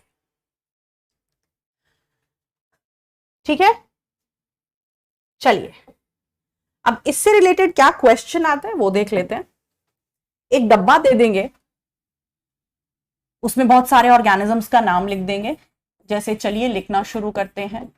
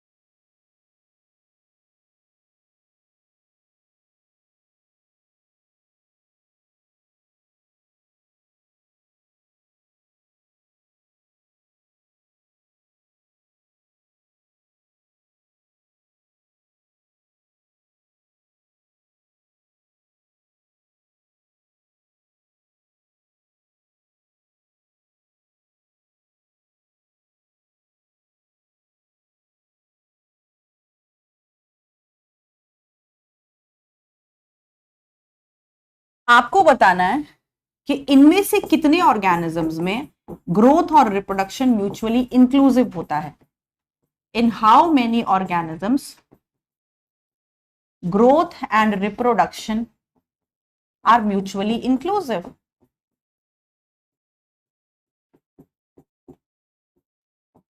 Growth and reproduction are mutually inclusive. Chat box में आंसर दो फटाफट से।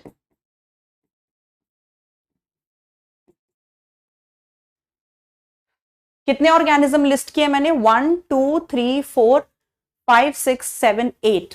आपके सामने मैंने 8 ऑर्गेनिजम्स लिखे हैं। आपको बताना है इन 8 में से कितने ऐसे ऑर्गेनिजम्स हैं जिनमें ग्रोथ और रिप्रोडक्शन म्यूचुअली इंक्लूसिव होता है। जल्दी से बताओ। तो अलग अलग वैरायटी के आंसर्स मिल रहे हैं। कुछ 5 कह रहे हैं, कुछ 4 कह रहे हैं, कुछ 6 कह रहे हैं, कुछ 7 कह रहे हैं। Okay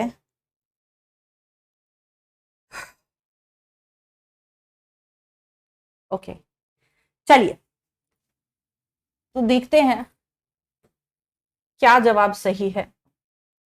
Rhizopus. राइजोपस एक मल्टी सेल्यूलर फंजाई है। मैंगो, ऑब्वियसली मैंगो, आम का पेड़ क्या है? एक एंजियोस्पर्म है, तो मल्टी सेलर है ऑब्वियसली। भाई आम का इतना बड़ा पेड़ आपको दिखता है, मल्टी सेलर ही होगा। ईस्ट क्या है? यूनिसेल्यूलर। युगलीना क्या है? एक यूनिसेल्यूलर ऑर्गेनिज्म है। साइकस का पेड़ दिखता है, कितना बड़ा अच्छा खासा लंबा चौड़ा पेड़ होता है, एक जिम्नोस्पर्म है। तो ऑब्वियसली अच्छा खासा साइकस का लंबा चौड़ा पेड़ होता है तो मल्टी सेलर होगा। पैरामीशियम यूनिसेल्यूलर है। अमीबा यूनिसेल्यूलर है। सॉरी, अमीबा कह रही हूं, एनाबीना। एनाबीना एक साइनोबैक्टीरिया है ना, अभी बताया था, ब्लू ग्रीन एल्गी है, एक तरह का बैक्टीरिया है। स्पाइरोगायरा एक मल्टी सेल्यूलर ग्रीन एल्गी है, एक मल्टी सेल्यूलर ग्रीन एल्गी है। तो हमसे सवाल में पूछा गया है कि इनमें से कितने ऑर्गेनिज्म ऐसे हैं जिनमें ग्रोथ और रिप्रोडक्शन म्यूचुअली इंक्लूसिव है, यानी कि हमें यूनिसेलर ऑर्गेनिज्म ढूंढ के निकालने हैं। तो यूनिसेलर कितने हैं? चलो काउंट करते हैं। 1 2 3 एंड 4। तो इसका आंसर हो जाएगा 4। ओके, स्पाइरोगायरा एक मल्टीसेलर ग्रीन एल्गी है। तो हमें बेसिकली यहां पे यूनिसेलर ऑर्गेनिजम्स को ढूंढ के निकालना था। तो इस तरह के क्वेश्चन इस वाले पार्ट से आ जाते हैं। और अगर वो ये पूछता कि इनमें से कितने ऑर्गेनिजम्स में ग्रोथ और रिप्रोडक्शन म्यूचुअली एक्सक्लूसिव है, तो आप सारे मल्टीसेलर ऑर्गेनिजम्स का एग्जाम्पल ले लेते हैं। ओके, चलिए आप देखते हैं growth in plants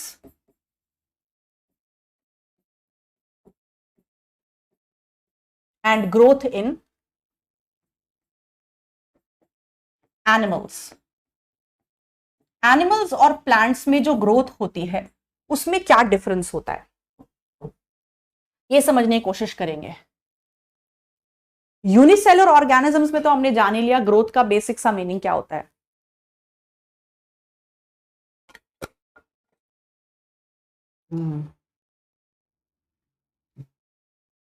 light cut हो रही है।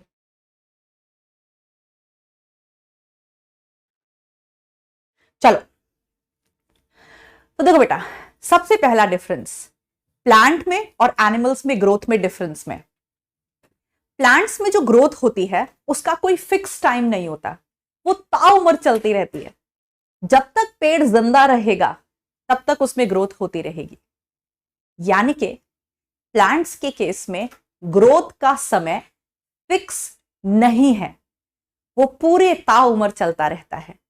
ऐसी ग्रोथ को हम कहते हैं इनडिटर्मिनेट ग्रोथ। लेकिन वहीं एनिमल्स में जो ग्रोथ का टाइम होता है वो फिक्स होता है, एक पर्टिकुलर टाइम तक ही ग्रोथ होती है ना। जैसे मम्मी पापा में कहते हैं भाग लो, खेल लो, कूद लो, एक टाइम तक ही हाइट बढ़ेगी, फिर हाइट नहीं बढ़ेगी, 20 साल तक 18 साल तक ही हाइट बढ़ेगी, राइट। क्योंकि हम एनिमल्स में क्या होता है, एक एज के बाद नंबर ऑफ नए नए सेल्स ऐड होना कम हो जाते हैं। आपने सुना होगा कि बुढ़ापे में चोट नहीं लगनी चाहिए, बुढ़ापे की चोट कभी ठीक नहीं होती, भरती नहीं है। क्यों? क्योंकि बुढ़ापे में हम में ग्रोथ बहुत ही कम हो जाती है। तो सबसे पहला डिफरेंस प्लांट्स और एनिमल्स में क्या है, ग्रोथ प्लांट्स में कैसी होती है, इनडिटर्मिनेट। इनडिटर्मिनेट माने नॉट फिक्स्ड, उसका कोई समय तय नहीं होता है, उसका समय तय नहीं होता है, वो ताउम्र चलती रहती है, अकर्स थ्रू आउट लाइफ।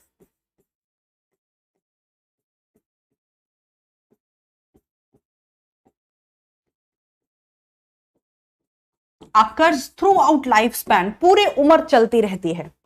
लेकिन वहीं एनिमल्स में ग्रोथ कैसी होती है, determinate.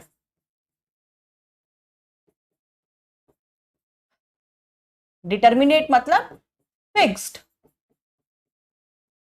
Up to certain as.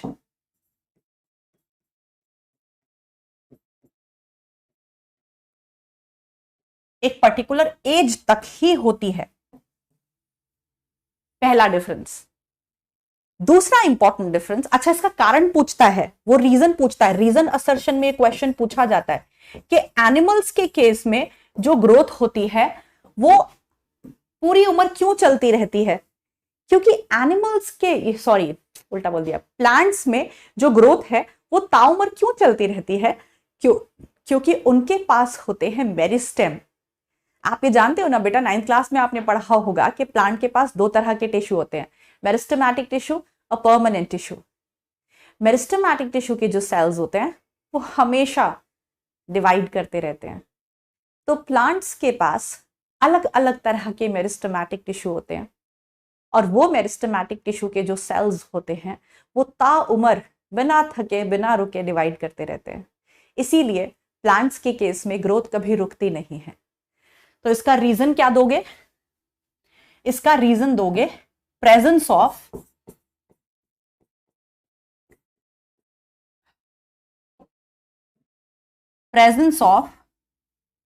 different kinds of meristem.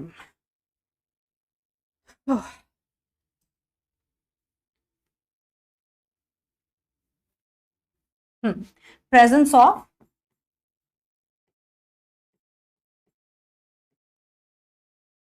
different kinds of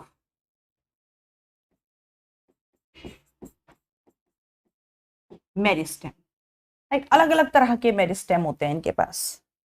root apical meristem, shoot apical meristem, अलग अलग रूट की टिप पे जो मेरिस्टेमैटिक सेल्स होते हैं उन्हें रूट एपिकल मेरिस्टेम कहते हैं, शूट की टिप पर जो होते हैं उन्हें शूट एपिकल। तो अलग अलग तरह के मेरिस्टेमैटिक सेल्स इनके पास होते हैं। चलिए, ये तो पहला डिफरेंस हुआ। दूसरा डिफरेंस, प्लांट्स के केस में बेटा जो ग्रोथ होती है वो लोकलाइज्ड होती है। लोकलाइज्ड का मतलब कुछ पर्टिकुलर एरियाज में ही होती है। जैसे मैंने अभी आपको बताया कि प्लांट्स में कुछ ऐसे पर्टिकुलर एरियाज होते हैं जहां पर मेरिस्टेमेटिक सेल्स होते हैं, जैसे रूट की टिप, जैसे शूट की टिप। तो जो रूट की टिप होती है, टिप, उसमें मेरिस्टेमेटिक सेल्स होते हैं। शूट की जो टिप होती है उसमें मेरिस्टेमेटिक सेल्स होते हैं, और वही ग्रोथ होती है जिसकी वजह से प्लांट हमेशा बढ़ता रहता है। यानी कि प्लांट्स में जो ग्रोथ होती है वो कुछ एरियाज में ही होती है जिसकी वजह से पूरा प्लांट ग्रो करता है। लेकिन एनिमल्स के केस में जो ग्रोथ है वो डिफ्यूज्ड होती है। डिफ्यूज्ड का मतलब कि वो सारे एरियाज में एक साथ होती है और फिर रुकती भी एक साथ ही है। मतलब आपने कभी ऐसा सुना है कि एक छोटा बच्चा है, सिर्फ उसका सर बड़ा होता जा रहा है, उसके हाथ उतने ही है छोटे छोटे, उसके पैर उतने ही छोटे छोटे, बस उसको सर बड़ा हो रहा है क्योंकि उसके सर में ही केवल मेरिस्टेमेटिक सेल्स है। उसमें ग्रोथ केवल सर वाले एरिया में ही होती है। कभी ऐसा सुना है कि हाथ छोटे छोटे रह गए, धड़ छोटा रह गया, सर बढ़ता जा रहा है? या कभी ऐसा सुना है टांगे लंबी होती जा रही हैं, धड़ इतना ही है, सर इतना ही छोटा सा है? नहीं ना। एनिमल्स के केस में जो ग्रोथ होती है वो सारे के सारे बॉडी पार्ट्स में एक साथ होती है। जिस प्रोपोर्शन में पैर बढ़ेंगे उसी प्रोपोर्शन में, ऐसा नहीं होता कि हाथ लंबे लंबे हो गए, नीचे तक लटक गए और टांगे छोटी छोटी रह गई, नहीं ना। तो प्लांट्स में बेटा जो ग्रोथ है वो कुछ पर्टिकुलर एरियाज में ही होती है जिन्हें हम मेरिस्टेमेटिक एरियाज कहते हैं। लेकिन एनिमल्स के केस में ग्रोथ पूरी की पूरी बॉडी में एक साथ होती है, इसे हम डिफ्यूज्ड ग्रोथ कहते हैं। तो ग्रोथ इन प्लांट्स कैसी है? लोकलाइज्ड। लोकलाइज्ड लोकलाइज्ड ग्रोथ का मतलब है growth is restricted to certain parts,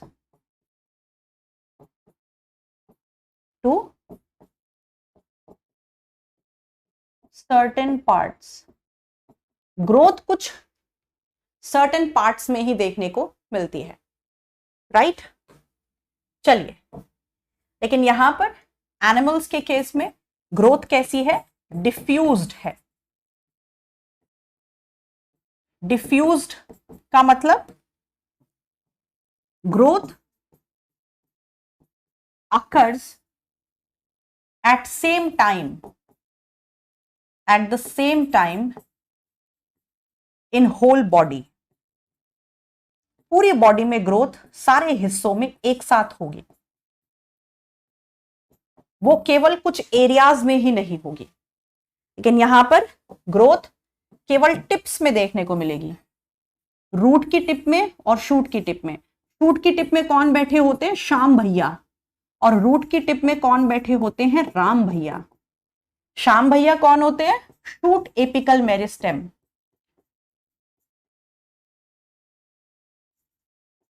Shyam भैया हैं शूट एपिकल मेरिस्टेम और राम भैया हैं रूट एपिकल मेरिस्टेम।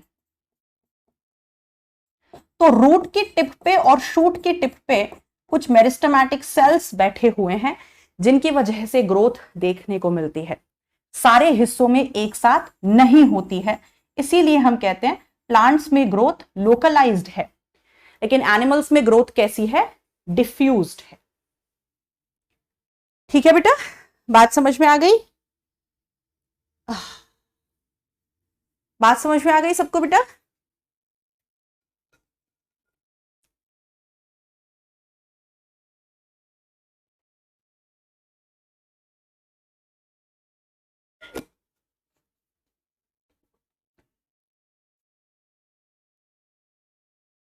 चलिए,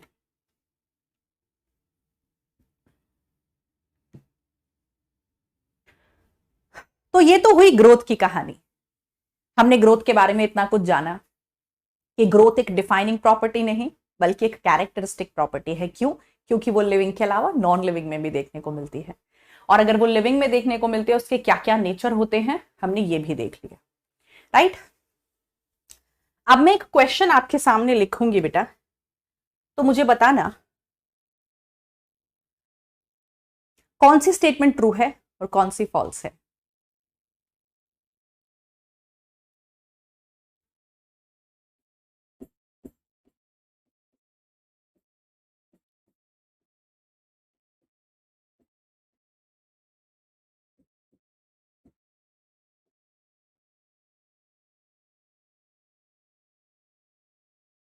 लाइट चली गई क्या? एसी नहीं चल रहा ना? बहुत गर्मी हो गई। This is statement A, this is statement B.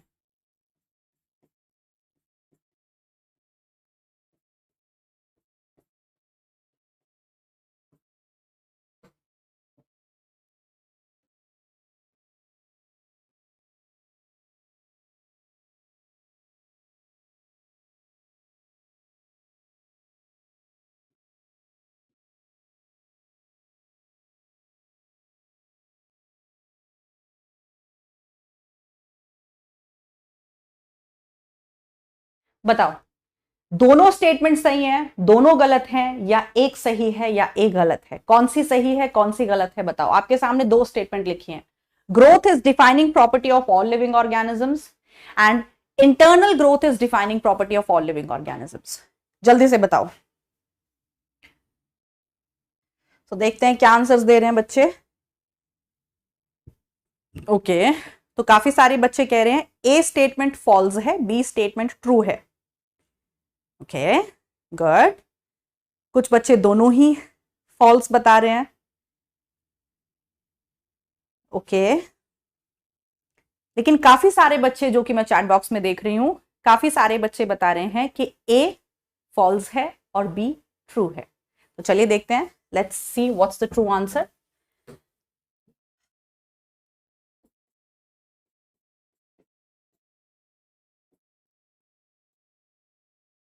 बिल्कुल करेक्ट है बेटा। ग्रोथ, मैंने आपको बताया ना, ग्रोथ एक ऐसा शब्द है जिसे हम कहीं भी चिपका सकते हैं, लिविंग में भी और नॉन लिविंग में भी। इसीलिए ग्रोथ एक डिफाइनिंग नहीं, कैरेक्टरिस्टिक प्रॉपर्टी थी। तो ग्रोथ एक डिफाइनिंग प्रॉपर्टी नहीं हो सकती क्योंकि ग्रोथ एक कॉमन शब्द है जो कहीं भी चिपकाया जा सकता है, लिविंग में भी नॉन लिविंग में भी। लेकिन दूसरी स्टेटमेंट में उसने स्पेसिफिकली कौन सी ग्रोथ की बात करी है? इंटरनल ग्रोथ की बात करी है। तो मुझे नहीं लगता धरती पे कोई भी ऐसा प्राणी है जिसमें इंटरनल ग्रोथ ना होती हो, और मुझे नहीं लगता कि नॉन लिविंग एंटिटीज में इंटरनल ग्रोथ होती है। नहीं, हम जानते हैं नॉन लिविंग एंटिटीज में तो एक्सटर्नल ग्रोथ होती है। तो ग्रोथ के सामने उसने एक वर्ड लगा दिया इंटरनल या इंट्रिंसिक, उसे वो और क्या कह सकता था? इंट्रिंसिक। तो केवल ग्रोथ अगर लिखा आता है that is characteristic property, that is not a defining property. लेकिन अगर स्टेटमेंट लिखा था internal growth, intrinsic growth is all is the defining property and found in non living organism, that is correct. क्योंकि internal growth किसी भी non living entity में देखने को नहीं मिलती, और धरती पे कोई भी ऐसा प्राणी नहीं है जिसमें इंटरनल ग्रोथ ना होती हो। So yes, internal growth is defining property of all living organisms. But अगर सिर्फ ग्रोथ की बात आती है तो ग्रोथ डिफाइनिंग प्रॉपर्टी नहीं बल्कि एक कैरेक्टरिस्टिक प्रॉपर्टी है। ओके क्लियर है? एक क्वेश्चन कैसा आता है मैंने आपको बताया कि अगर यह लिखा होगा कि लिविंग ऑर्गेनिजम्स में ग्रोथ के दौरान लिविंग मटेरियल्स को बनाया जाता है तो आप कहोगे हां। लेकिन अगर यह लिखा होगा लिविंग ऑर्गेनिजम्स में ग्रोथ के दौरान केवल लिविंग मटेरियल्स को सिंथेसाइज किया जाता है, दैट विल बी फॉल्स। क्योंकि हम जानते हैं लिविंग के साथ नॉन लिविंग मटेरियल दोनों को सिंथेसाइज किया जाता है। करेक्ट? चलिए, तो इस तरह के क्वेश्चंस यहां से पूछे जाते हैं। तो ग्रोथ के बारे में कहानी हुई खत्म। अब हम थोड़ा सा रिप्रोडक्शन वाला पार्ट ले लेते हैं फटाफट से, फिर उसके बाद लेक्चर को खत्म करेंगे क्योंकि गर्मी बहुत ज्यादा हो गई है। It's unbearable. लाइट चली गई है, एसी बंद हो गया है, और इस बोर्ड में से बहुत हीट निकलती है। तो जल्दी से थोड़ा सा रिप्रोडक्शन देख लेते हैं, फिर लेक्चर खत्म करते हैं बेटा।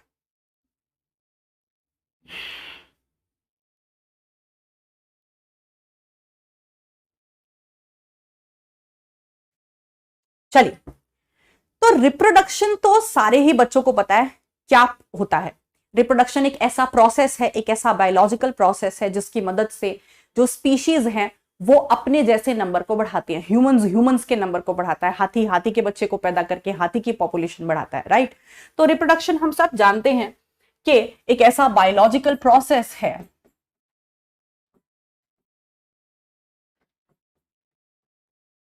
biological process by which the organisms produces their own kind, by which organisms produces their own kind, अपने जैसे ऑर्गेनिजम्स को बनाते हैं और अपने नंबर को धरती पे बढ़ाते हैं। और ये बचपन वाली बात है जो हम पढ़ते आ रहे हैं कि रिप्रोडक्शन भी दो तरह का हो सकता है। इट कैन बी इन्वर्टर, चलो बस खत्म कर देती हूँ, फिर बाकी कल पढ़ा देंगे। तो रिप्रोडक्शन हम जानते हैं दो तरह का हो सकता है, एसेक्सुअल और सेक्सुअल, राइट। ये तो बचपन वाली चीजें हम जानते हैं, एसेक्सुअल रिप्रोडक्शन और सेक्सुअल रिप्रोडक्शन। क्या क्या जानते हैं हम इनके बारे में, इसकी डिटेल हम वैसे आगे चैप्टर में पढ़ेंगे, पर थोड़ा बहुत तो हम जानते हैं कि एसेक्सुअल रिप्रोडक्शन यूनिपेरेंटल होता है। एसेक्सुअल रिप्रोडक्शन में केवल एक ही पेरेंट की जरूरत होती है, वहीं सेक्सुअल रिप्रोडक्शन बाई पेरेंटल होता है, उसमें दो पेरेंट्स की जरूरत पड़ती है। एसेक्सुअल रिप्रोडक्शन में गेमीट्स की जरूरत नहीं होती, गेमीट्स आर नॉट फ्यूज्ड। यहां पे गेमीट्स का फ्यूजन नहीं होता है ना, कोई गेमीट्स नहीं बनाए जाते, फिर उनको फ्यूज नहीं किया जाता। लेकिन सेक्सुअल रिप्रोडक्शन में गेमीट्स जो होते हैं are fused to form zygote.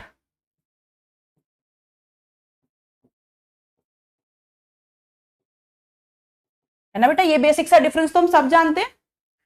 Asexual reproduction में गेमीट्स फ्यूज नहीं होते हैं, वो कभी जाइगोट नहीं बनाते हैं, कभी भी जाइगोट नहीं बनेगा एसेक्सुअल रिप्रोडक्शन में, है ना।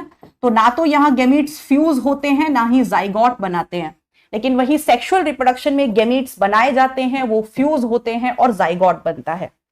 एसेक्सुअल रिप्रोडक्शन बहुत ही सिंपल होता है और फास्ट होता है, ये हम जानते हैं, लेकिन वही सेक्सुअल रिप्रोडक्शन कॉम्प्लेक्स होता है, बहुत जटिल होता है, and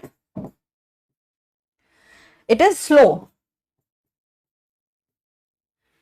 asexual reproduction lower organisms में देखने को मिलता है, सीन इन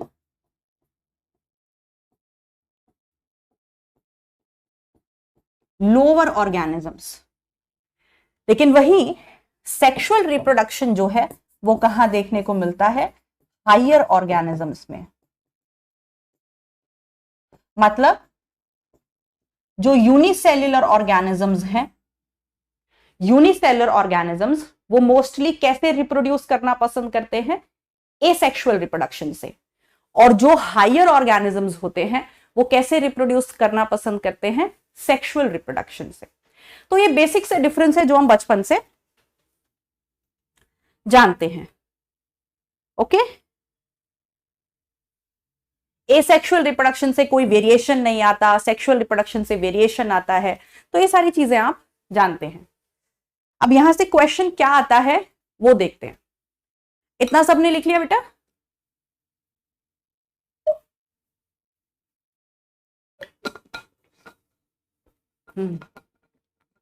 इतना डन है एवरीवन?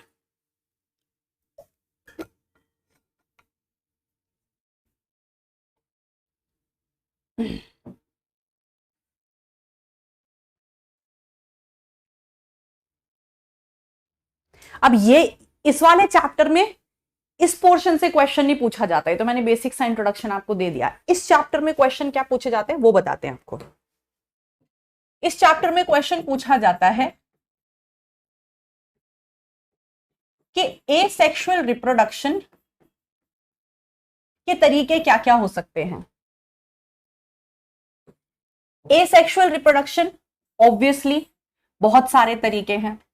सबसे पहला तरीका है, बच्चा जानता है, binary fission. Binary fission asexual reproduction से होता है, लेकिन ये केवल कहां देखने को मिलता है? Only in unicellular organisms.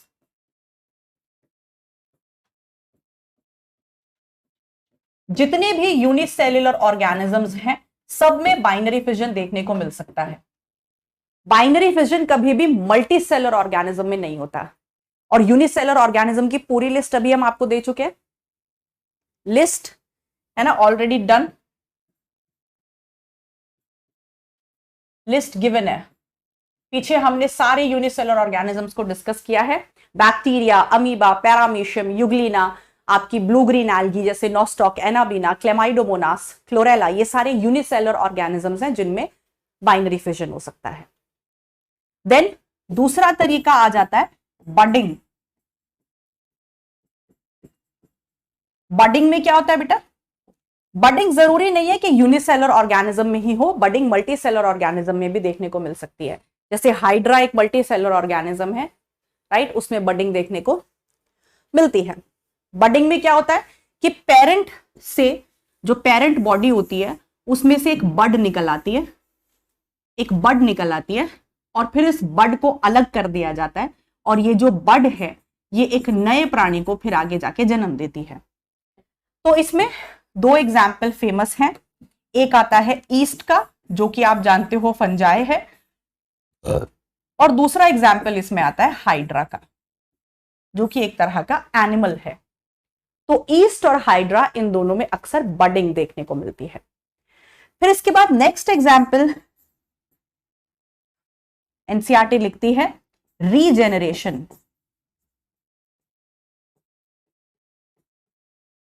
अब ये रीजेनरेशन क्या होता है समझ लेते हैं।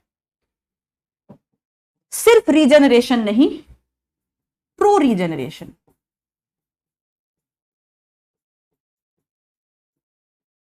सिर्फ रीजेनरेशन नहीं बल्कि ट्रू रीजेनरेशन। क्या मतलब है इसका, समझते हैं। अब ध्यान से समझना सारे बच्चे, कि जैसे छिपकली की पूंछ कट जाती है, तो छिपकली की पूंछ कटने के बाद जो कटी हुई पूंछ फर्श पे ऐसे तड़प रही होती है, उससे नई छिपकली जन्म नहीं लेती, लेकिन हाँ छिपकली की जो कटी हुई पूंछ है वो वापस आ जाती है। इसे बोलते हैं रीजेनरेशन, लेकिन ये रिप्रोडक्शन नहीं है।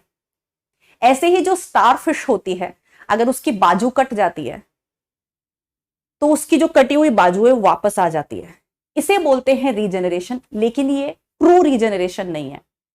यानी कि स्टारफिश में जो रीजेनरेशन हो रही है या छिपकली में जो रीजेनरेशन हो रही है वो रिप्रोडक्शन नहीं है। लेकिन एक ऑर्गेनिज्म ऐसा है जिसमें रीजेनरेशन रिप्रोडक्शन में मदद करता है, और वो है प्लेनेरिया। प्लेनेरिया एक वॉर्म होता है, एक कीड़े जैसा कीड़ा होता है, वॉर्म होता है। उसमें अगर उसके बॉडी का कोई हिस्सा कट जाता है तो वो कटा हुआ हिस्सा वापस तो आ ही जाता है, लेकिन ये जो हिस्सा उसकी बॉडी से कट गया है, ये कटा हुआ हिस्सा भी एक नए प्लेनेरिया को जन्म दे देता है। मतलब छिपकली की कटी हुई पूंछ एक नई छिपकली नहीं बना सकती, या स्टारफिश की कटी हुई बाजू एक नई स्टारफिश नहीं बना सकती, लेकिन प्लेनेरिया के केस में जो कटा हुआ हिस्सा है प्लेनेरिया का, उससे एक नया प्लेनेरिया जन्म ले लेता है। इसको बोलते हैं true regeneration. So true regeneration में कहां देखने को मिलता है true regeneration? It is seen, example planaria.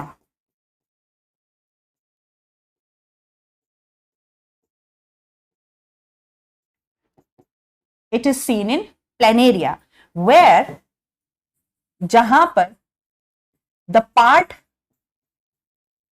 which is separated from the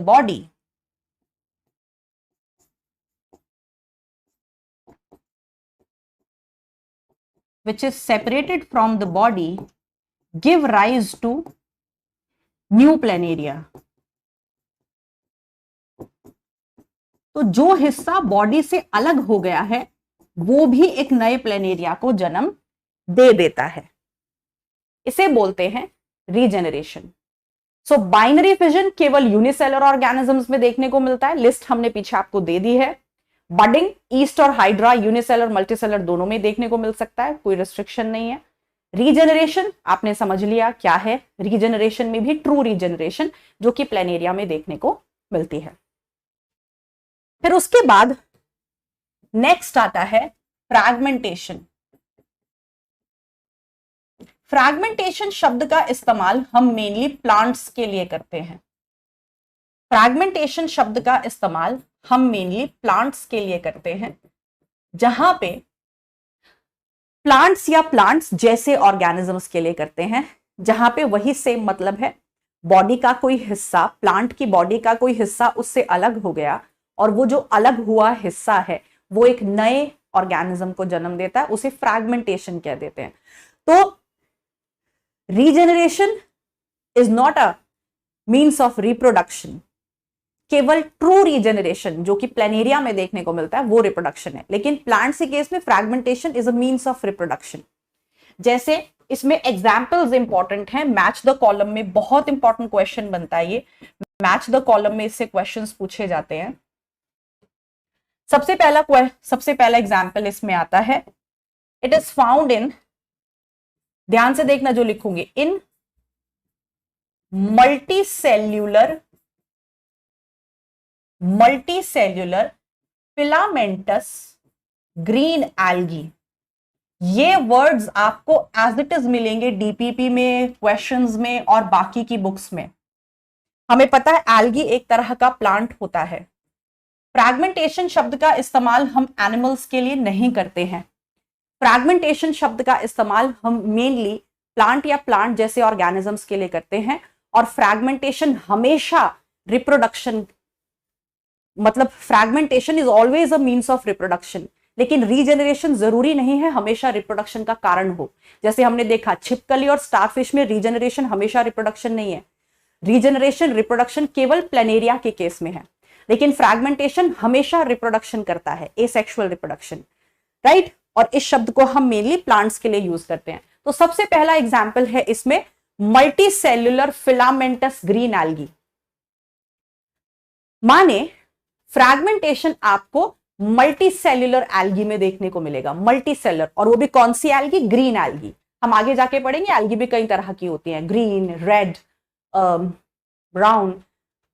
filamentous कहने का मतलब है ऐसी मल्टीसेलर ग्रीन एल्गी जिसकी शेप ऐसी हो, फिलामेंट जैसी हो। तो मल्टीसेल्युलर फिलामेंट शेप वाली ग्रीन एल्गी में अक्सर फ्रैगमेंटेशन देखने को मिलता है, और इसमें एग्जाम्पल आते हैं 3 फेमस एग्जाम्पल, स्पाइरोगायरा, यूलोथ्रिक्स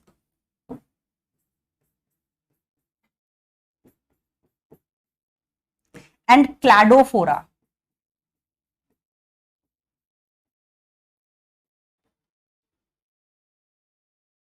ये तीनों आपको याद करने हैं, स्पाइरोगायरा, यूलोथ्रिक्स और क्लैडोफोरा।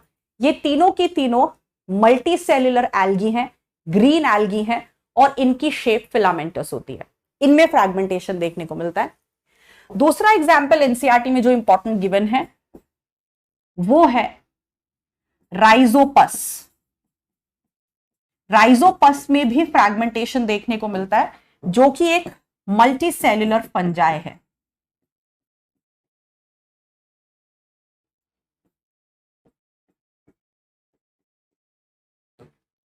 और तीसरा एग्जाम्पल एनसीईआरटी में लिखा है protonema of mosses.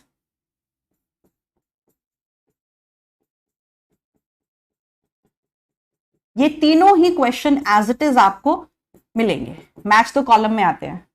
Protonema of mosses. अब ये मॉसेस क्या होते हैं? मॉसेस भी एक तरह के प्लांट्स होते हैं, ब्रायोफाइट्स जिन्हें हम कहते हैं।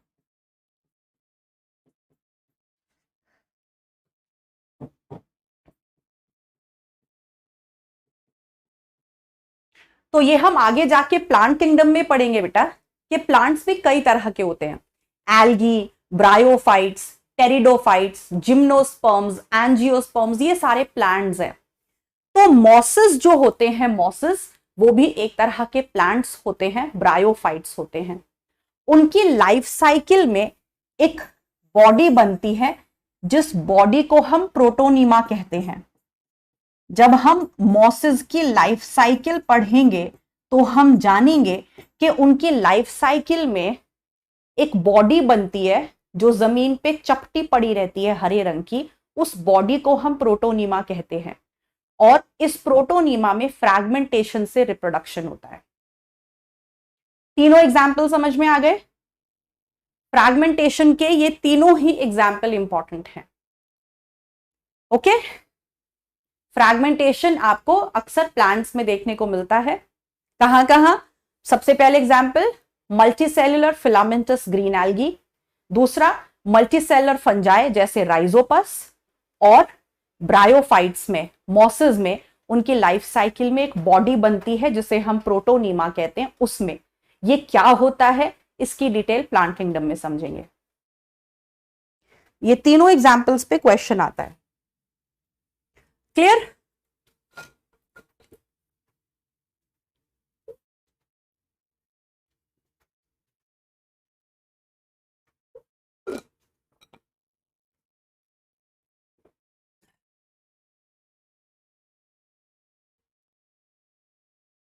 चलिए,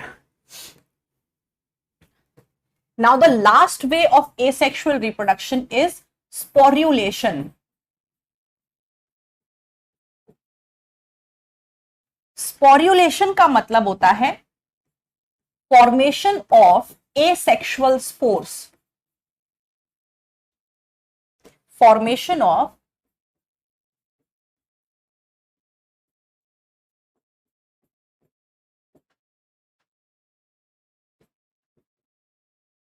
एसेक्सुअल स्पोर्स। ये बेटा आगे जाके हम प्लांट किंगडम में आपको पूरी डिटेल में पढ़ाएंगे। ये जो स्पोर्स होते हैं वो भी दो तरह के होते हैं। सेक्सुअल स्पोर्स सेक्सुअल रिप्रोडक्शन में मदद करते हैं, और एसेक्सुअल स्पोर्स एसेक्सुअल रिप्रोडक्शन में मदद करते हैं। तो कुछ ऑर्गेनिजम्स ऐसे होते हैं जिनकी बॉडी में कुछ स्पेशल स्पोर्स बनते हैं जिन्हें हम एसेक्सुअल स्पोर्स कहते हैं, और वो एसेक्सुअल रिप्रोडक्शन में हेल्प करते हैं। इसकी डिटेल हम बायोलॉजिकल क्लासिफिकेशन और प्लांट किंगडम में पढ़ेंगे। अभी के लिए इतना जानो कि स्पोर दो तरह के होते हैं, सेक्सुअल और asexual. Asexual spore asexual reproduction में हेल्प करते हैं। वो कैसे बनते हैं वो आगे डिटेल में देखेंगे। एसेक्सुअल स्पोर के अगर आप दो एग्जाम्पल जानना चाहते हो तो आप जान सकते हो, बाकी इसकी डिटेल यहां पे क्वेश्चन इससे रिलेटेड नहीं आते हैं। इस चैप्टर में बायोलॉजिकल क्लासिफिकेशंस में आते हैं। जैसे एक फेमस एसेक्सुअल स्पोर है जू स्पोर, और दूसरा फेमस एसेक्सुअल स्पोर है कोनिडिया। जू स्पोर अक्सर एल्गी में बनता है। This is most common asexual spore of algae.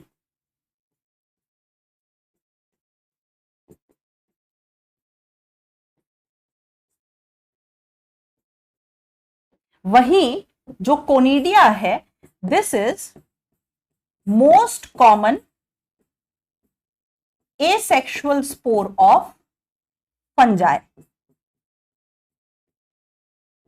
अगला चैप्टर जो आएगा बायोलॉजिकल क्लासिफिकेशन, वहां डिटेल में पढ़ेंगे कि किस तरह से फंजाई में कोनिडिया बनता है और एल्गी में जूस्पोर बनता है। तो अभी के लिए बस इतना जानो कि एसेक्सुअल रिप्रोडक्शन एसेक्सुअल स्पोर की मदद से भी हो सकता है। जैसे एल्गी में कुछ एसेक्सुअल स्पोर बनते हैं जिन्हें जूस्पोर कहते हैं, और फंजाई में कुछ एसेक्सुअल स्पोर बनते हैं जिन्हें कोनिडिया कहते हैं। राइट? क्लियर है बेटा? चलिए, तो आज के लिए इतना रखते हैं, बाकी का कल की क्लास में कंटिन्यू करेंगे। राइट? समझ में आ गया ना बेटा इतना कि एसेक्सुअल रिप्रोडक्शन 5 तरीकों से हो सकता है। बाइनरी फिजन जो यूनिसेलुलर ऑर्गेनिजम्स में ही केवल होता है, बडिंग यूनिमल्टी दोनों में हो सकता है, ईस्टर हाइड्रा। रीजेनरेशन सिर्फ प्लेनेरिया में रीजेनरेशन रिप्रोडक्शन का मीन्स है, फ्रैगमेंटेशन तीनों एग्जाम्पल याद रखने हैं, और एसेक्सुअल स्पोर्स में ये दोनों एग्जाम्पल। ओके, चलिए तो चलते हैं बेटा, फिर आज के लिए इतना रखते हैं। अच्छा, एक चीज और कि हमने रिप्रोडक्शन को कैरेक्टरिस्टिक प्रॉपर्टी क्यों कहा, उसे डिफाइनिंग प्रॉपर्टी क्यों नहीं कहा? बस एक सेकेंड और। रिप्रोडक्शन को हमने क्या कहा? कैरेक्टरिस्टिक प्रॉपर्टी, डिफाइनिंग प्रॉपर्टी नहीं कहा। तो आपसे वो रीजन पूछेगा। ग्रोथ का रीजन हमने क्या दिया था कि वो नॉन लिविंग एंटिटीज में भी देखने को मिलती है। इसका रीजन है एक्सेप्शंस। एक्सेप्शंस माने some living organisms do not show reproduction. Some living organisms do not reproduce. तो ग्रोथ कैरेक्टरिस्टिक प्रॉपर्टी क्यों थी? क्योंकि वो लिविंग के अलावा नॉन लिविंग में भी देखने को मिल रही थी। रिप्रोडक्शन कैरेक्टरिस्टिक प्रॉपर्टी क्यों है? क्योंकि कुछ उसके एक्सेप्शंस हैं। कुछ लिविंग ऑर्गेनिजम्स लिविंग होते हुए भी रिप्रोड्यूस नहीं करते, जैसे म्यूल, हिनी, जैसे ड्रोन्स, हनी बी के केस में ड्रोन्स, और जैसे इनफर्टाइल ह्यूमन कपल्स। कुछ ऐसे लिविंग ऑर्गेनिज्म हैं जो लिविंग होते हुए भी रिप्रोड्यूस नहीं करते हैं। म्यूल और हिनी क्या होते हैं बेटा? खच्चर। जब हम पहाड़ों पे जाते हैं वहां पे जो खच्चर होते हैं, म्यूल कहते हैं उनको, हिनी कहते हैं।